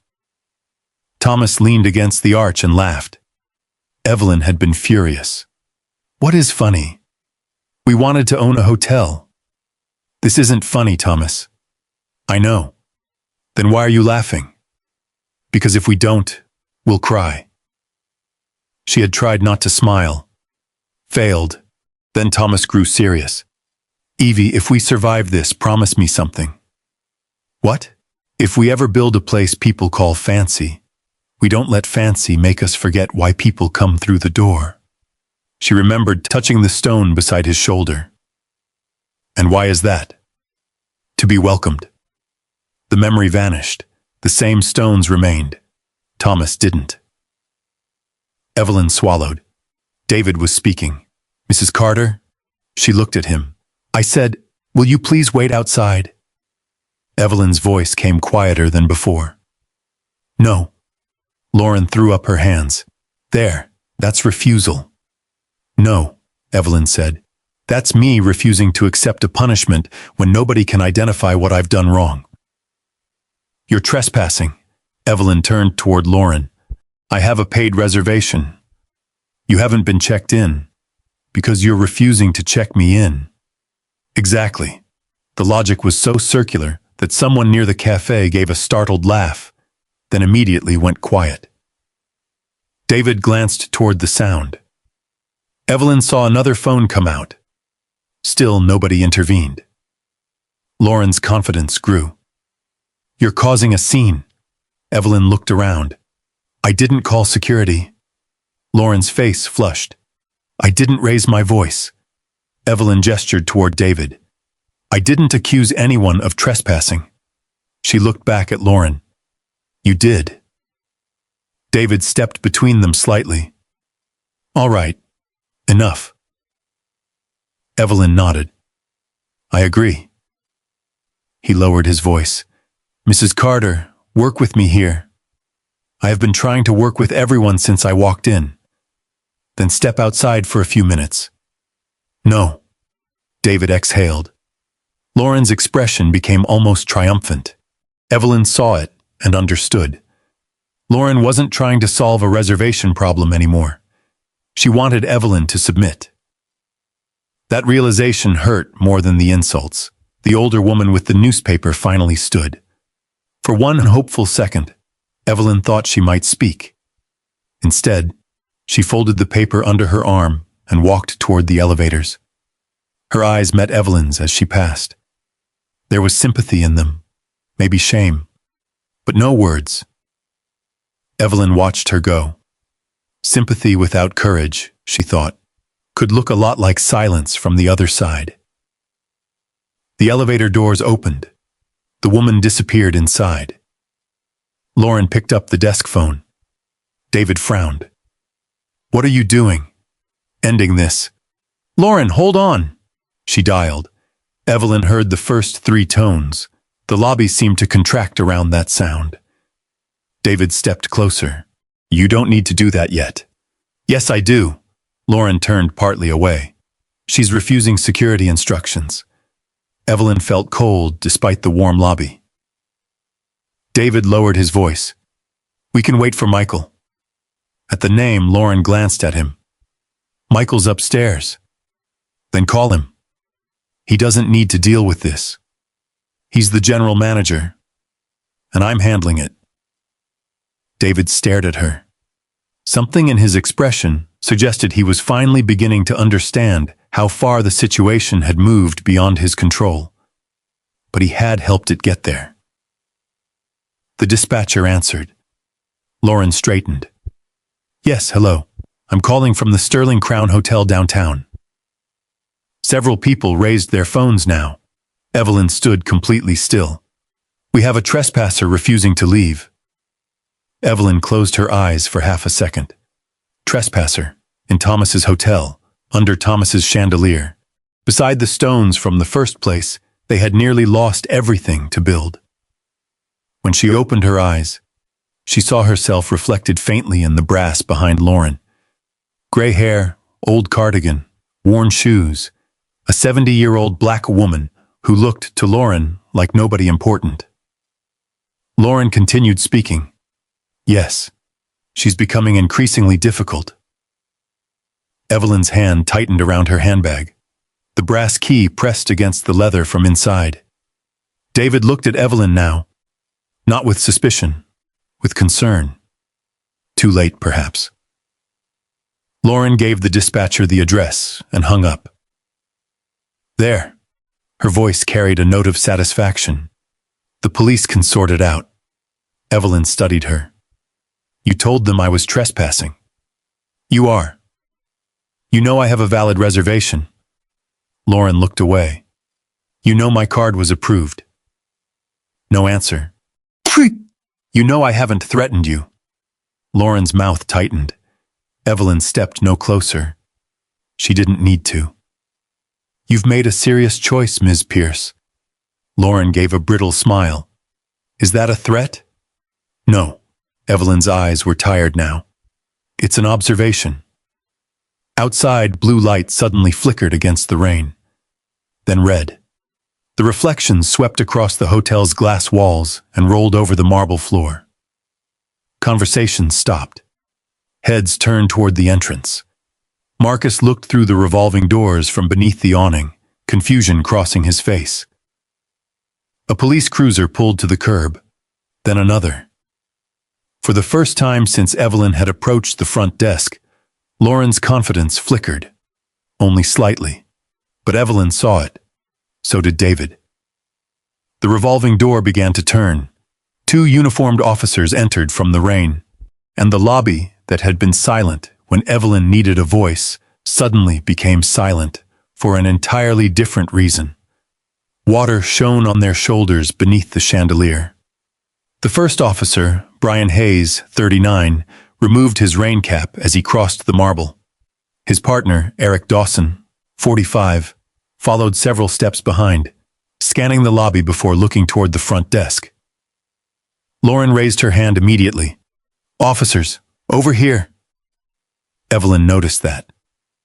Lauren didn't wait for them to ask who had called. She wanted to be first. Brian approached the desk. Who made the report? I did. Lauren Pierce, senior front desk clerk. All right. What's going on? Lauren gestured toward Evelyn. This woman came in claiming she had a reservation. We couldn't verify it. She became argumentative, refused security instructions, and now she refuses to leave the property. Each sentence was polished. Each sentence moved farther from the truth. Brian looked at Evelyn. She stood several feet from the desk with her handbag on one arm. Ma'am, your name? Evelyn Carter. Mrs. Carter, do you have identification? Yes. She reached slowly into her handbag. Eric watched the movement. Evelyn noticed and deliberately slowed further. My wallet is inside my purse. Brian nodded. Go ahead. She removed her license and handed it to him. He read the name and address. Do you have a reservation here? Yes, Lauren interrupted. She claims she does. Evelyn looked at her. Brian did too. I'll talk to you in a second, Ms. Pierce. Lauren pressed her lips together. Evelyn took out her phone and opened the confirmation. Here. Brian read it. Sterling Crown Hotel, Evelyn Carter. Arrival date correct. Confirmation number visible. He looked toward Lauren. You ran this? She showed me something similar. Did you run the number? Lauren hesitated. We couldn't fully verify it. Evelyn reached into her handbag again. I also have the payment receipt. She handed it over. Brian read the word approved. His brow tightened. Her card went through? Lauren folded her arms. That isn't the only issue. What is the issue? Her behavior. Evelyn's heart sank. The reservation problem was disappearing because it could no longer survive evidence. Now the problem was becoming Evelyn herself. Brian looked at David. You security? Yes, David Miller. Did you witness what happened? Not from the beginning. Did she threaten anybody? David paused. No. Damage anything? No. Try to enter a restricted area? No, Lauren cut in. She refused to leave. Brian looked at Evelyn. Mrs. Carter, were you asked to leave? Yes. And you refused. I asked what rule I'd broken. Brian waited. Evelyn continued. My reservation is valid. My identification matches. My payment was accepted. Nobody has explained why I should be removed. Brian looked again at the documents. Eric stepped closer to the counter. Is management asking her to leave? Lauren answered immediately. Yes. David's head turned toward her. Evelyn saw it. Brian saw it too. Your management? He asked. Senior front desk. That's not what I asked. Lauren's confidence slipped. I represent the hotel at this desk. Where's your manager? Unavailable. David cleared his throat. General manager's Michael Grant. He's upstairs. Lauren shot him a look. Brian noticed that as well. Has Mr. Grant been informed? No, David admitted. Why not? Lauren answered. Because this doesn't require the general manager.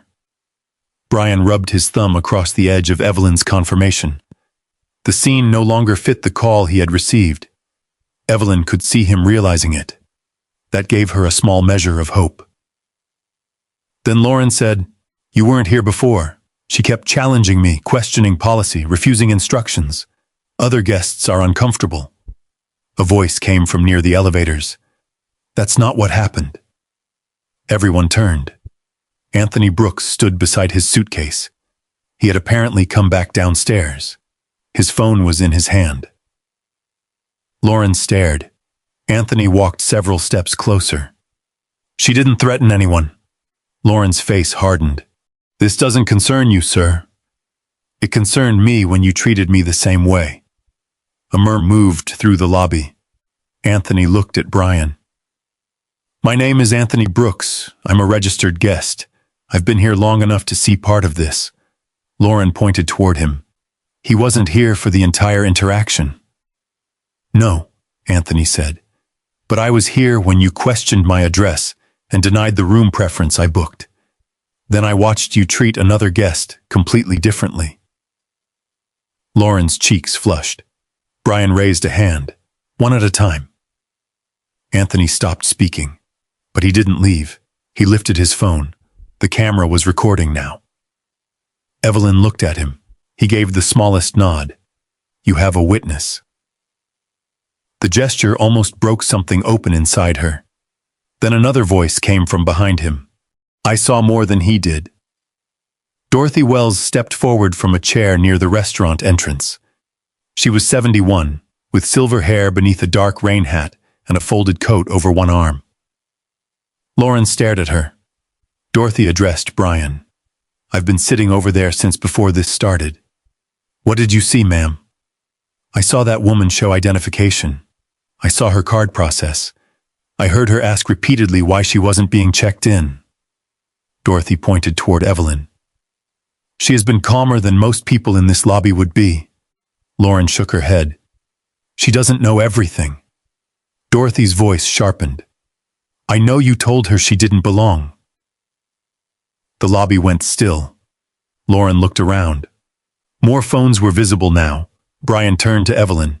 Mrs. Carter, has anyone physically prevented you from leaving? No. Has anyone touched you? No. Good. He lowered his voice. Here's what I'd like to do. Let's reduce the temperature. If you'll step outside with us for a few minutes, we'll get everybody's statements separately. Evelyn looked through the glass. Rain continued falling. Blue and red light moved across the wet pavement. Am I being detained? Brian paused. No. Am I under arrest? No. Then why do I need to leave? I'm asking voluntarily. Evelyn studied his face. He wasn't Lauren. He wasn't shouting. He seemed to be trying to find a path out of a situation that had arrived tangled. But the path he offered still required Evelyn to be the one removed. I understand what you're asking, she said. Brian nodded. Then let's just step outside and... No. Lauren made a sound of disbelief. There, you see? Brian held up a hand. Evelyn kept her eyes on him. I have a valid reservation. I have paid. I haven't threatened anyone, damaged anything, or entered anywhere restricted. I understand. If I walk outside because she falsely called me a trespasser, What exactly am I agreeing to? Nothing. It feels like I'm agreeing that I don't belong here. Brian was silent. Evelyn's voice softened. I won't do that. Eric shifted his stance. Ma'am, Officer Hayes is trying to make this easy. Evelyn looked at him. Easy for whom? Nobody answered. The question seemed to travel across the marble. David glanced toward Lauren. Maybe we should wait for Michael. Lauren snapped toward him. I told you, I'm handling this. David's face tightened. Lauren, police are here. Because she wouldn't leave. Her paperwork looks valid. Lauren's eyes flashed. Whose side are you on? David stared at her. Evelyn felt the last of her hope in him dim. There should never have been sides. Only facts. Anthony moved a little closer, still recording. Dorothy remained beside him. Two voices now. Not enough to erase the earlier silence. Enough to change it. Brian handed Evelyn back her license. Mrs. Carter, I don't want this to escalate. Neither do I. Then help me. I am. He gave her confirmation back. She placed it carefully in her handbag. The brass key shifted inside. A soft, metallic tap. Lauren heard it. Her eyes dropped toward the bag, then rose again. For an instant, something uncertain crossed her face. Then it disappeared. She needs to go. Brian turned. Miss Pierce, stop. Lauren blinked. I need to determine whether there's actually a basis for removal. I work here, and she appears to have a reservation here. Lauren's mouth opened. No words came. Brian turned back to Evelyn. The entire lobby seemed to hold its breath. Mrs. Carter, I'm going to ask you one more time. Will you voluntarily step outside while we sort this out? Evelyn thought of Thomas. The old stone arch, the promise, a place where nobody would be made to feel small. She straightened her shoulders. I'll cooperate with anything lawful, officer. Brian listened. But I won't confess to trespassing somewhere I have every legal right to be. Behind him, Anthony's phone continued recording. Dorothy stood perfectly still, and across the counter, Lauren's expression hardened as she realized Evelyn still would not surrender the one thing Lauren had been trying to take from her since she walked through the door. Her right to belong. Then remove her, Lauren said. The words were aimed at the officers. Brian Hayes turned slowly. I just told you we're still determining what happened. And I'm telling you, she's refusing to leave private property. Evelyn stood beneath the chandelier, her shoulders straight despite the ache spreading through her knees. I am not refusing a lawful order. Lauren gave a sharp laugh. You hear that? She thinks she gets to decide what's lawful. No, Evelyn said. I think facts matter. Eric Dawson stepped closer. Mrs. Carter, let's not make this harder. Evelyn looked at him. I have been trying to make it simpler since I arrived. She counted the facts with quiet precision. My reservation exists. My identification matches. My payment cleared. I threatened no one. I damaged nothing. I entered no restricted area. Her eyes moved to Lauren. The only thing I have refused to do is disappear because she wants me gone. A hush moved across the lobby. Anthony's phone remained raised. Dorothy stood several feet behind him, arms folded. Brian looked toward David. Did you personally order Mrs. Carter off the property before police were called? David hesitated. I asked her to wait outside. Why? Lauren said the reservation couldn't be verified. Brian lifted Evelyn's confirmation. But it can. David's face tightened.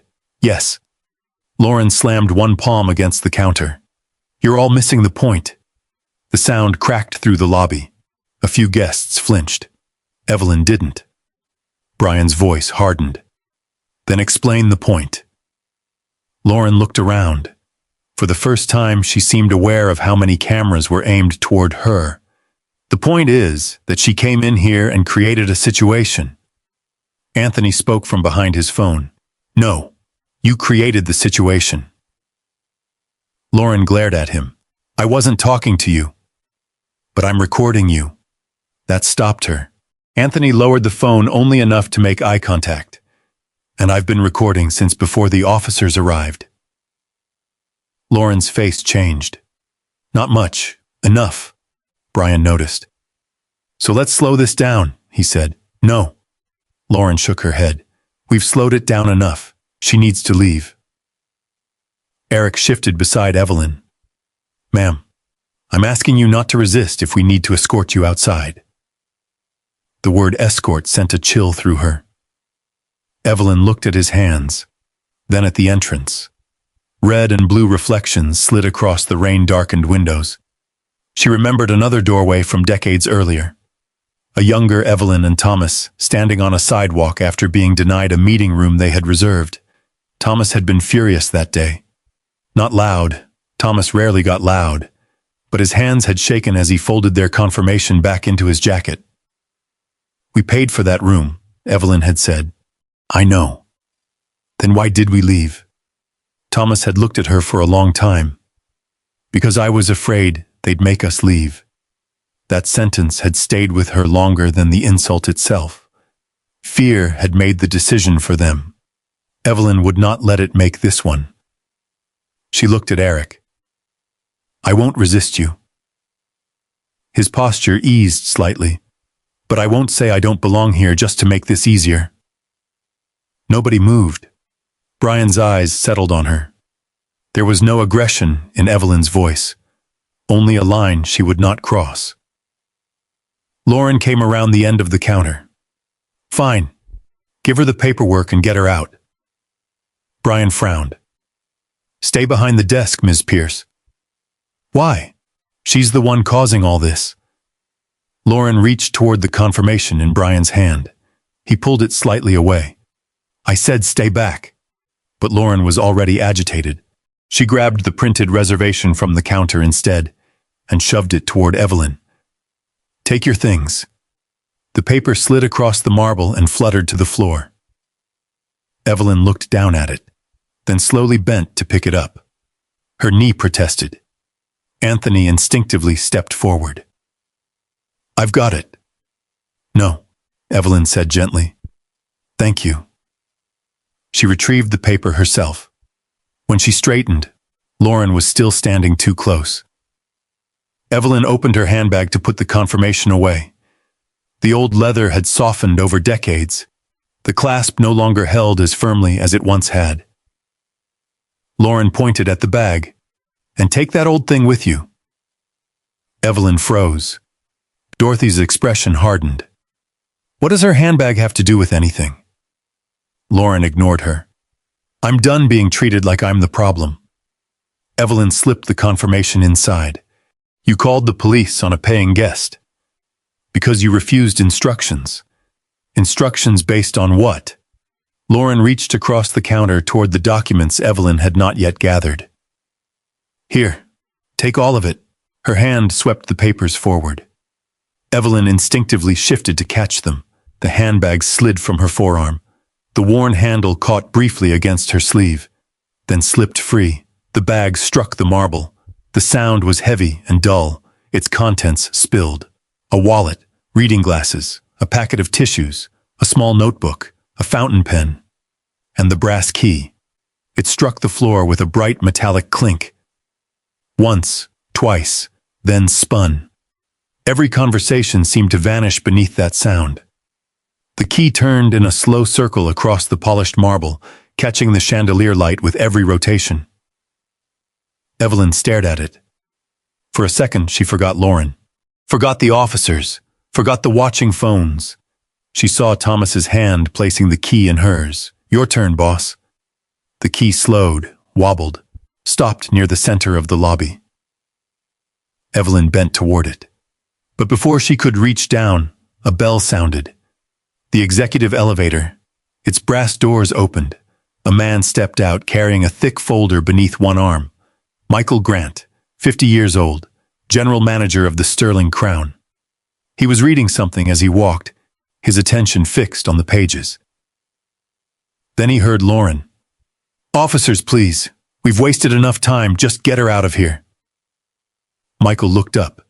His eyes moved first toward the uniforms, then toward the gathering crowd, then toward Evelyn.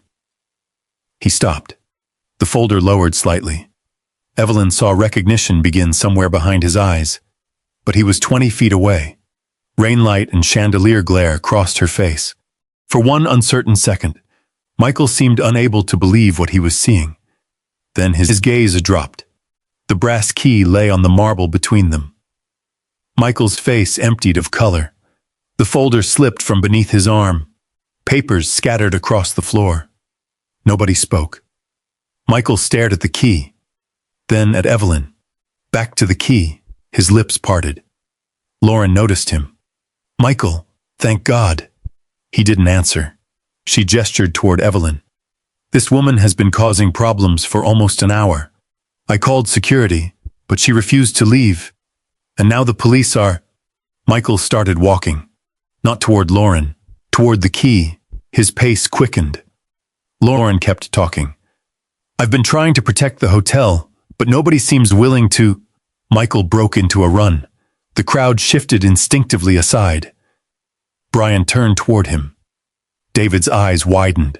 Anthony lowered his phone for half a second, then raised it again. Michael reached the key and stopped so suddenly his shoes squeaked against the marble. He stared down at the worn piece of brass. His breathing had changed. Evelyn stood several feet away, handbag still open at her feet. Michael bent slowly and picked up the key. His thumb brushed across the stamped number. His hand began to tremble. Lauren looked confused. Michael. He didn't seem to hear her. Evelyn watched him. She had met Michael many times over the years, usually in boardrooms, annual leadership meetings, and property reviews. But never dressed like this. Never without Monica beside her. Never after arriving by city bus in a rain-soaked cardigan. Michael lifted his eyes. This time he looked carefully at Evelyn's face. Recognition hit him completely. His expression changed from confusion to disbelief, then to horror. Mrs., his voice failed. Lauren frowned. Do you know her? Michael looked at Lauren as if he couldn't understand the question. Then at the officers. Then at the reservation papers on the floor. Then at Evelyn's belongings scattered across the marble. The entire scene assembled itself in his mind. Whatever he understood terrified him. He stepped toward Evelyn. Ma'am. Evelyn said nothing. Michael looked down at the brass key in his trembling hand, then back at the 70-year-old woman everyone had been trying to remove. His face went pale, and before Lauren could say another word, Michael Grant started running the final few steps toward the woman she had spent the morning insisting did not belong there. Wait! Michael's voice cracked across the lobby. Everyone froze. Brian Hayes turned sharply. Eric Dawson stopped beside Evelyn. David Miller stared as his general manager rushed past him. Lauren blinked. Michael, what are you doing? He didn't answer. He reached Evelyn and stopped. For several seconds, he seemed unable to decide whether to look at her face or the old brass key trembling in his hand. Then he stared at the number again. Evelyn watched him quietly. Michael swallowed. Boss? The word was almost a whisper, but in the silence of the lobby, everyone heard it. Lauren gave a nervous laugh. What? Michael didn't look at her. Mrs. Carter. His eyes dropped to the belongings scattered across the marble. The old handbag, the tissues, the glasses, the notebook. Something like shame crossed his face. He crouched immediately. Please, let me get these. Evelyn bent too. I can manage. Mrs. Carter, please. His voice shook. Anthony's phone remained pointed toward them. Dorothy watched from several feet away. Michael gathered Evelyn's belongings carefully, as if every object suddenly carried a weight he hadn't understood moments earlier. He placed them inside her handbag. The brass key stayed in his hand. Lauren came around the counter. Michael, who is she? He looked up. Lauren's expression was no longer angry. It was confused. Then Michael stood. You seriously don't know? Know what? His face tightened. Lauren, what did you do? She recoiled. What did I do? I've been trying to handle a difficult guest for almost an hour. Michael looked toward the police. You called them? She refused to leave. His eyes moved to David. You allowed this. David's face went gray. I came down after Lauren called security. She told me the reservation couldn't be verified. Michael looked at the printed confirmation still lying near the desk. Brian spoke. Her reservation appears valid. Michael closed his eyes briefly. When he opened them, the shock had become something heavier. Of course it's valid. Lauren stared. What is that supposed to mean? Michael held up the brass key. This. Lauren looked at it. The junk key? The phrase seemed to strike him physically. Don't call it that. Lauren stepped back. Michael's thumb moved across the worn metal. Room 101. He looked toward Evelyn. This key belonged to the Carter house. Nobody spoke. Lauren frowned. The what? The Carter house. Michael turned so his voice carried through the lobby. 18 rooms, 2 floors, old brick building on Auburn Avenue, opened more than 40 years ago. Evelyn's eyes lowered to the key. Michael continued. It was the first hotel Thomas and Evelyn Carter owned. Lauren's face began to change. The company history? Yes. Michael pointed toward the old stone arch beside the elevators. Those stones came from that property. The founders saved them when the building was redeveloped. Dorothy looked toward the arch. Anthony slowly lowered his phone just enough to see it with his own eyes. Michael held up the key again. Room 101 was beside the original front desk. The Carters used it as an office when they couldn't afford separate space. Evelyn could almost smell that old room. Cheap coffee, carbon paper, fresh paint, Thomas's aftershave. Michael's voice softened. They nearly lost everything in the early years. But that 18-room hotel became Carter Sterling Hospitality. Lauren's eyes moved toward Evelyn, then toward the hotel around her. No. Michael looked at her. What? Lauren shook her head. No, you're confused. Michael stared. She pointed at Evelyn. She came in on the bus. Evelyn said nothing. She lives in West End. Still nothing. Lauren stopped herself. Michael's expression turned cold. She what? Lauren looked around. The cameras, the guests, the police. Her words abandoned her. Michael turned toward Evelyn. Mrs. Carter, I am so sorry. Lauren whispered, Mrs. Carter? Michael's voice carried clearly now. Evelyn Carter. The name seemed to move through the room. The chairwoman of Carter Sterling Hospitality. Lauren grabbed the edge of the desk. Michael continued. The majority owner of the company. Her face drained. The company that owns this hotel. Nobody moved. Even the pianist had stopped playing. Only rain remained, tapping softly against the windows. Lauren stared at Evelyn, as though the faded cardigan had somehow transformed in front of her. It hadn't. Same old sweater, same comfortable shoes, same gray hair, same worn handbag. Only Lauren's knowledge had changed. And suddenly, everything she had treated as evidence of Evelyn's unimportance became irrelevant. Lauren's lips parted. Oh my God! Evelyn looked at her. There was no satisfaction in her face. That frightened Lauren more. Michael handed Evelyn the brass key with both hands. Mrs. Carter. She accepted it. For a moment, their fingers touched. Michael lowered his voice. I should have been downstairs. You didn't know I was coming. No, ma'am. That was intentional.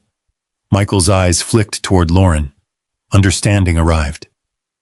This was an inspection? Evelyn closed her hand around the key. It became one. Michael looked sick. Lauren suddenly stepped forward. "Mrs. Carter, I can explain." Evelyn turned toward her. Lauren's voice had changed completely. The sharpness was gone. The contempt was gone. Now it was soft, respectful, almost pleading. "There's been a terrible misunderstanding." Anthony made a quiet sound of disbelief. Dorothy shook her head. Evelyn remained still. Lauren continued quickly. "I didn't realize who you were." The sentence hung in the lobby. Michael closed his eyes. Lauren seemed to hear herself too late. I didn't have all the information." "You had my reservation," Evelyn said. "Yes, but my identification." Lauren swallowed. "Yes." "My payment." "Yes."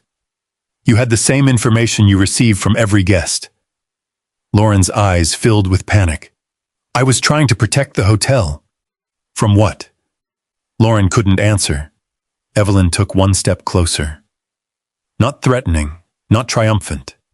Just close enough that Lauren could no longer speak around her. "You told me people like me enter places like this pretending they belong." "I didn't mean—" "You told security I was making guests uncomfortable. I was frustrated. You called the police and reported me as a trespasser." Lauren's breathing quickened. "I thought—" Evelyn waited. "What did you think?" Silence. Lauren looked toward Michael for help. He gave none. She looked at David. He lowered his eyes, then at Brian and Eric. Neither moved. Finally, Lauren looked back at Evelyn. "Mrs. Carter, if I'd known who you were, I would never have treated you that way." There it was.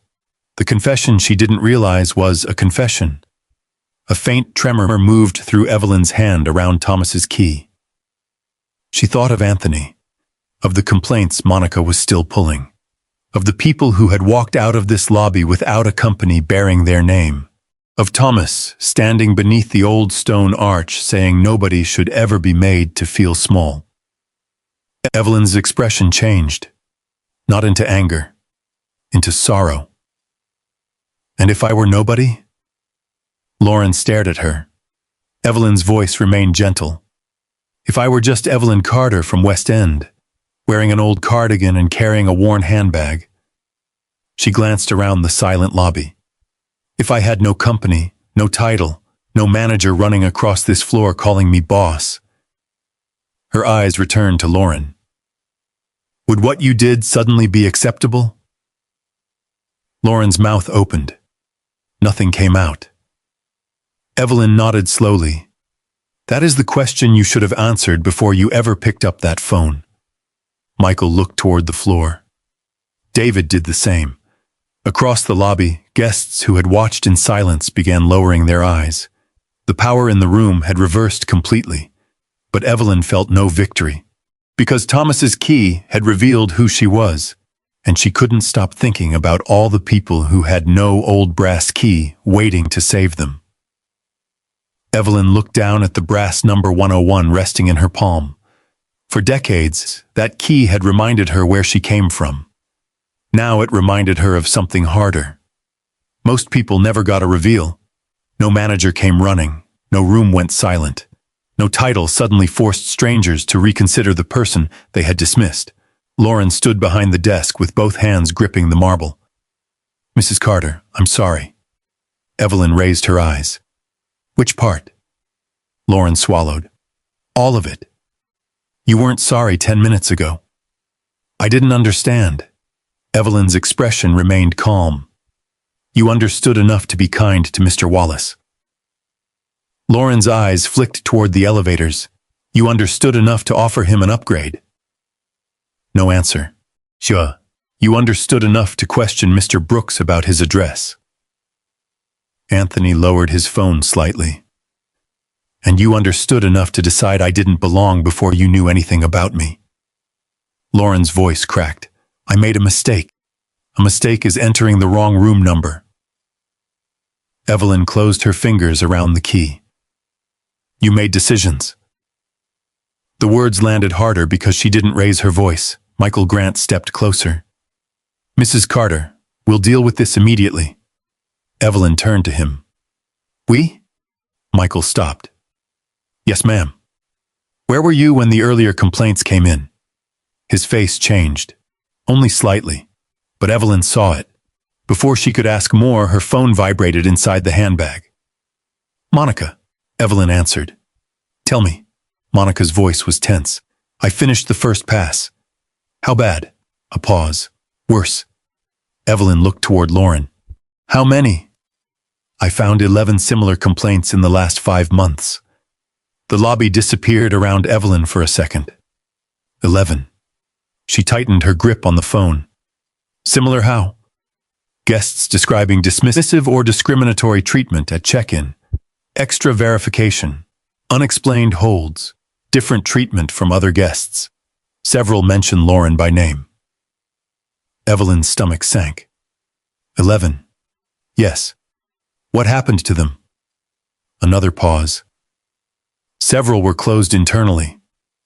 Evelyn's eyes moved to Michael. Without investigation?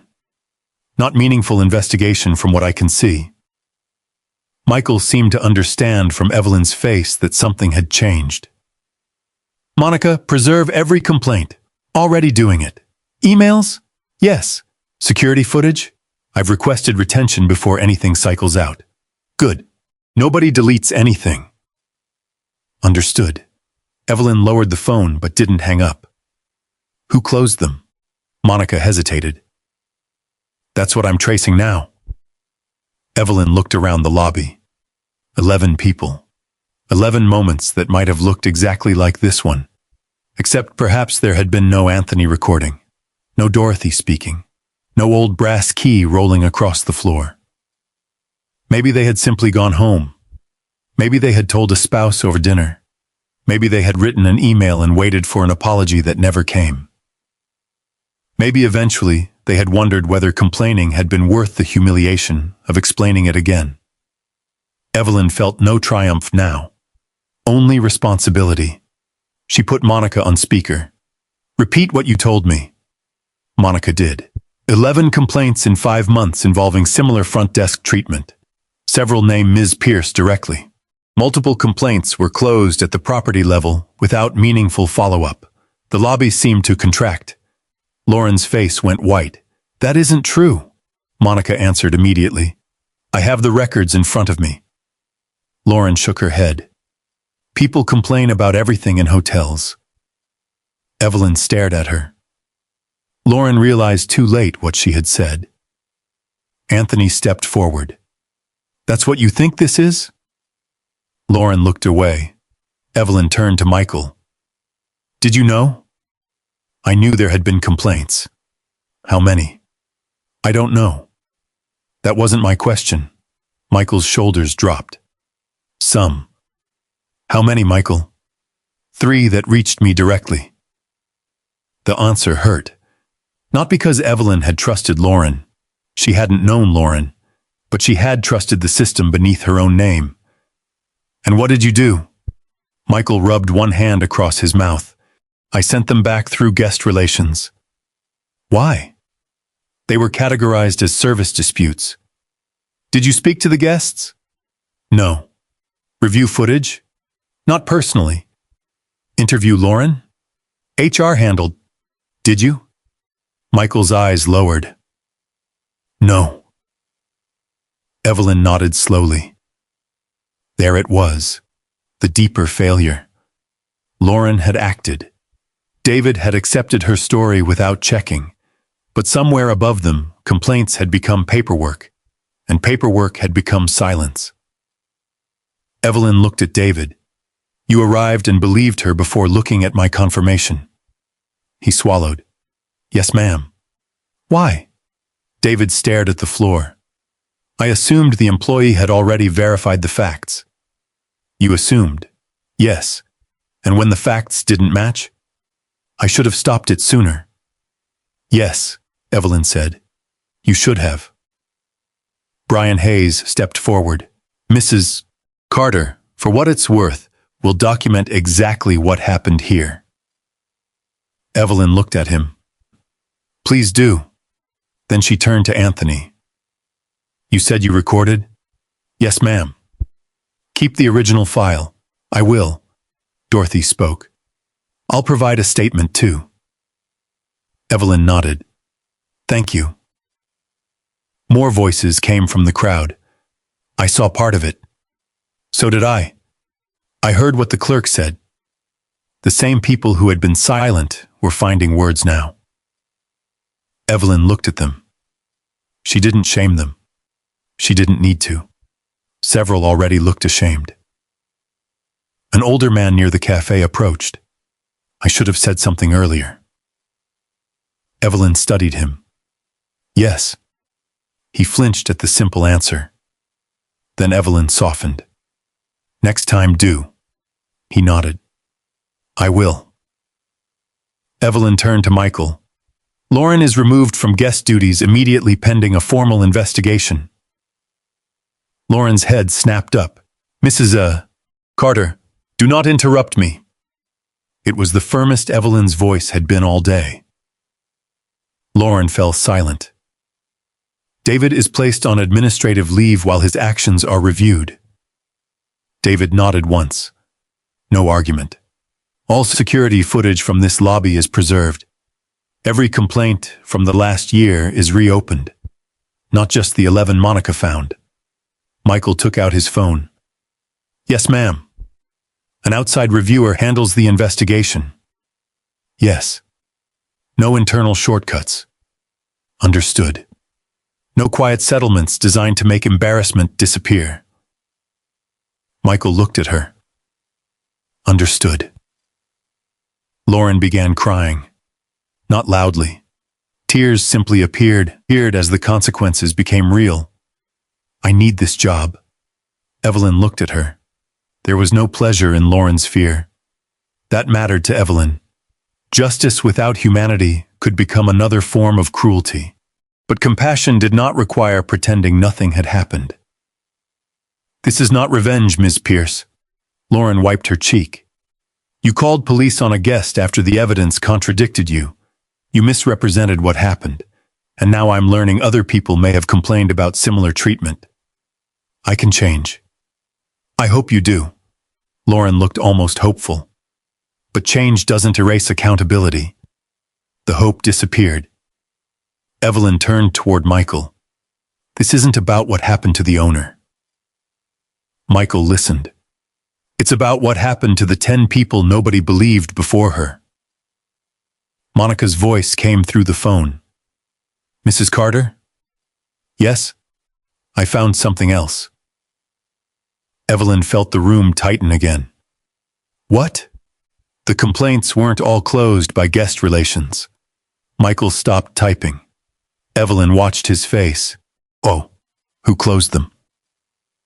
Silence from Monica as keys clicked faintly in the background. Then, several closures required management authorization. Evelyn's eyes stayed on Michael. He had gone very still. Whose authorization? Monica began to answer. Michael looked away. That was enough. Evelyn lowered the phone slowly. The brass key felt heavy in her other hand. Lauren had been cruel.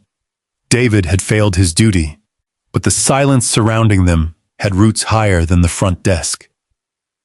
Evelyn looked at Michael Grant, the man entrusted with Thomas's crown jewel. Who authorized those complaints to be closed? Michael said nothing. And in his silence, Evelyn realized the Sterling Crown's real problem had never been standing behind only one desk. Months later, the rain returned to Atlanta. But this time, Evelyn Carter entered the Sterling Crown without anyone questioning why she was there. She wore the same faded burgundy cardigan, the same comfortable walking shoes, the same worn leather handbag Thomas had given her decades earlier. She had chosen them deliberately, not as a test, not anymore, as a reminder. The independent investigation had taken 14 weeks. 11 complaints became 17 after auditors expanded the review. Some described Lauren Pierce. Others described smaller incidents involving different employees. The investigators found something more troubling than one person's behavior. Complaints had too often been treated as customer service inconveniences instead of warnings. Michael Grant had authorized the closure of 2 complaints after accepting incomplete internal reviews. Other managers had approved several more without speaking directly to the guests involved. There had been no secret conspiracy. Evelyn almost wished there had been. The truth was more ordinary. People were busy. Managers protected performance scores. Complaints were uncomfortable. Employees trusted other employees. A difficult explanation was easier to file away than investigate. And that ordinary carelessness had allowed harm to repeat itself. Michael remained with the company, but not as general manager. He accepted reassignment after acknowledging that leadership meant more than reacting correctly once the owner was standing in front of him. David Miller received formal discipline and retraining after the review concluded he had failed to independently verify Lauren's claims before escalating the confrontation. Lauren was terminated. The investigation confirmed repeated discriminatory treatment, inconsistent application of hotel procedures, and serious misrepresentation of Evelyn's conduct when security and police were called. Evelyn did not celebrate any of it. On the morning the final report reached her desk, she had sat alone for nearly an hour with Thomas's key beside the folder. Accountability was necessary. It just wasn't joyful. The company contacted every adult whose complaint had been mishandled. Not with coupons, not with generic emails, personal calls, written apologies, formal resolutions, refunds where appropriate. And most importantly to Evelyn, the words, "We believe you." Anthony Brooks joined the independent guest advisory panel after accepting Evelyn's invitation. Dorothy Wells volunteered to help review the company's new dignity standards. Both insisted they weren't heroes. "We just finally said something," Dorothy told Evelyn. Evelyn had answered, "Sometimes finally matters." At every Carter Sterling property, discrimination complaints could no longer be closed solely by local management. Independent reviewers examined serious allegations, and footage had to be preserved when available. Front desk employees were retrained. So were supervisors. So were executives, especially executives. Evelyn rejected the first proposed training program because it was full of corporate language nobody would remember. She replaced the opening page with one sentence: "Treat people with dignity before you know who they are." Now, beneath the sterling crown chandelier, Evelyn watched that sentence become real. A man entered through the revolving door. Walter Jenkins, 66, black, broad-shouldered, with silver in his beard. Paint marked the knees of his work pants and one sleeve of his jacket. A battered toolbox hung from his right hand. He paused just inside the lobby. Evelyn noticed the hesitation. She knew it. The tiny moment when someone looked at polished marble, expensive furniture, and beautifully dressed strangers, and wondered whether the room had already decided something about him. A new clerk named Sophia Martinez looked up from the desk. "Good afternoon, sir." Walter glanced behind himself, almost checking whether she meant somebody else. Sophia smiled. "Welcome to the Sterling Crown. How can I help you?" His shoulders relaxed. "I'm early for a meeting with your facilities director." "No problem at all. Would you like me to call upstairs?" "That'd be great. And you're welcome to wait in the cafe. Coffee's on us while you wait." Walter smiled. "Now that's dangerous. I drink a lot of coffee." Sophia laughed. "I'll warn them." Nothing dramatic happened. No applause, no cameras, no manager came running. That was exactly why Evelyn's eyes filled with tears. Walter walked toward the cafe like a man who belonged there because he did. Marcus Hill approached from the entrance. "Mrs. Carter." Evelyn turned. Marcus was still the same warm doorman who had offered her a towel before knowing her name meant anything. Only now a small silver pin sat beneath his name badge, the company's first dignity award. "You're staring again," he said. "At what?" "My front desk." Marcus grinned. "Your front desk?" Evelyn raised an eyebrow. He laughed. Sorry, our front desk. Better. His expression softened. You doing all right? Evelyn looked around. Yes. Then, after a moment, I think I am. Marcus nodded toward her cardigan. You know people around here would buy you a new sweater. People around here need to mind their business. He laughed and returned to the entrance. Evelyn walked toward the old stone arch beside the elevators. A bronze plaque had been installed there. Not a photograph of her. She had refused that. Instead, it showed a simple image of an old-fashioned key. Room 101. Beneath it were Thomas's words, "People don't enter a hotel to prove they belong. They enter to be welcomed." Evelyn touched the plaque. For a moment, the modern lobby faded again. She saw Thomas at 40, sleeves rolled up, dust on his trousers, that crooked smile. We're going to make it, Evie. You don't know that. Nope. Then why do you keep saying it? Because you keep believing me. Evelyn smiled at the memory. I still do, Thomas. Later, she sat alone near the cafe window. Rain had stopped. Clouds were breaking apart over downtown Atlanta, and pale afternoon sunlight began spilling between the towers. A cup of tea steamed before her. Evelyn opened her handbag. The brass key rested inside. She took it out and placed it beside the cup. It no longer opened any physical room. The original lock was gone. The Carter house was gone. Thomas was gone. Yet somehow the key had opened something that day. Not the truth about Evelyn. She had always known who she was. It had opened the truth about everyone else. Lauren had seen clothing instead of character. David had trusted authority instead of evidence. Michael had trusted systems instead of listening to people. The crowd had mistaken silence for neutrality.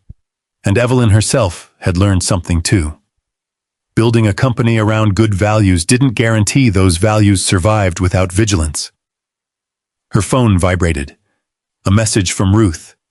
Community kitchen utility bill came. Paid. And don't even pretend you had nothing to do with it. Evelyn smiled. She typed back. Must have been a miracle. Ruth replied immediately. Miracles don't use your accounting office. Evelyn laughed aloud. A few people looked over. She didn't care. Across the lobby, Walter Jenkins sat with coffee while Sophia spoke to the facilities director on the phone. Near the entrance, Marcus held the door for a woman carrying grocery bags. A businessman stepped aside to let an older couple reach the elevator first. Small things, ordinary things. That was what dignity looked like most of the time. Not speeches, not revelations, not power. Just one person deciding another person mattered. Evelyn finished her tea and slipped the brass key back into Thomas's handbag. As she stood, Anthony Brooks entered through the revolving door for an advisory meeting.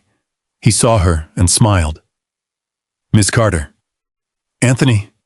He glanced toward the front desk. Different place. Evelyn looked around. Getting there. You could take some credit. I could, but you won't. No. Anthony laughed. They walked toward the elevators together.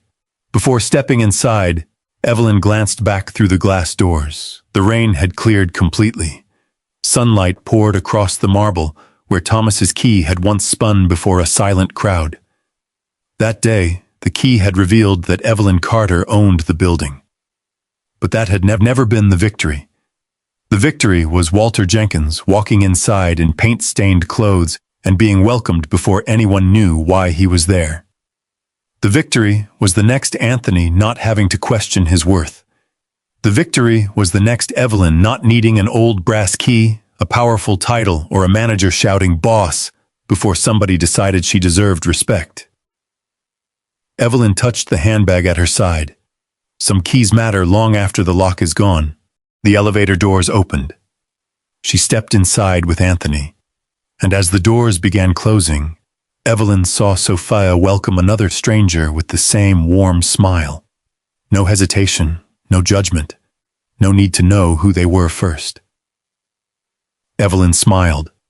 Thomas's old key could no longer open room 101, but it had reopened the promise they made when they had almost nothing.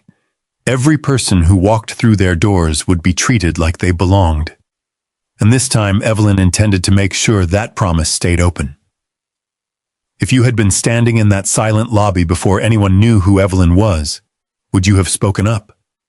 That old room 101 key may have revealed Evelyn Carter's name, but the moment that mattered most came later, when Walter Jenkins walked into the same lobby in paint-stained work clothes and was welcomed before anyone knew who he was. Maybe the deepest lesson here is about the danger of staying silent when something clearly isn't right.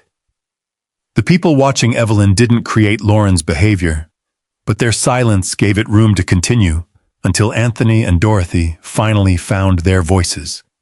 So the next time you see someone being unfairly singled out, you don't need a speech or a powerful title to help. You can simply say, "I saw what happened," because sometimes one calm witness is enough to make another person realize they're no longer standing alone. If you had been there before Michael came running and called Evelyn boss, what would you have said? Tell me in the comments. I'd genuinely like to know what you would have done in that room. And stay with me, because the next story begins with another ordinary person everyone thinks they understand, until one detail changes everything.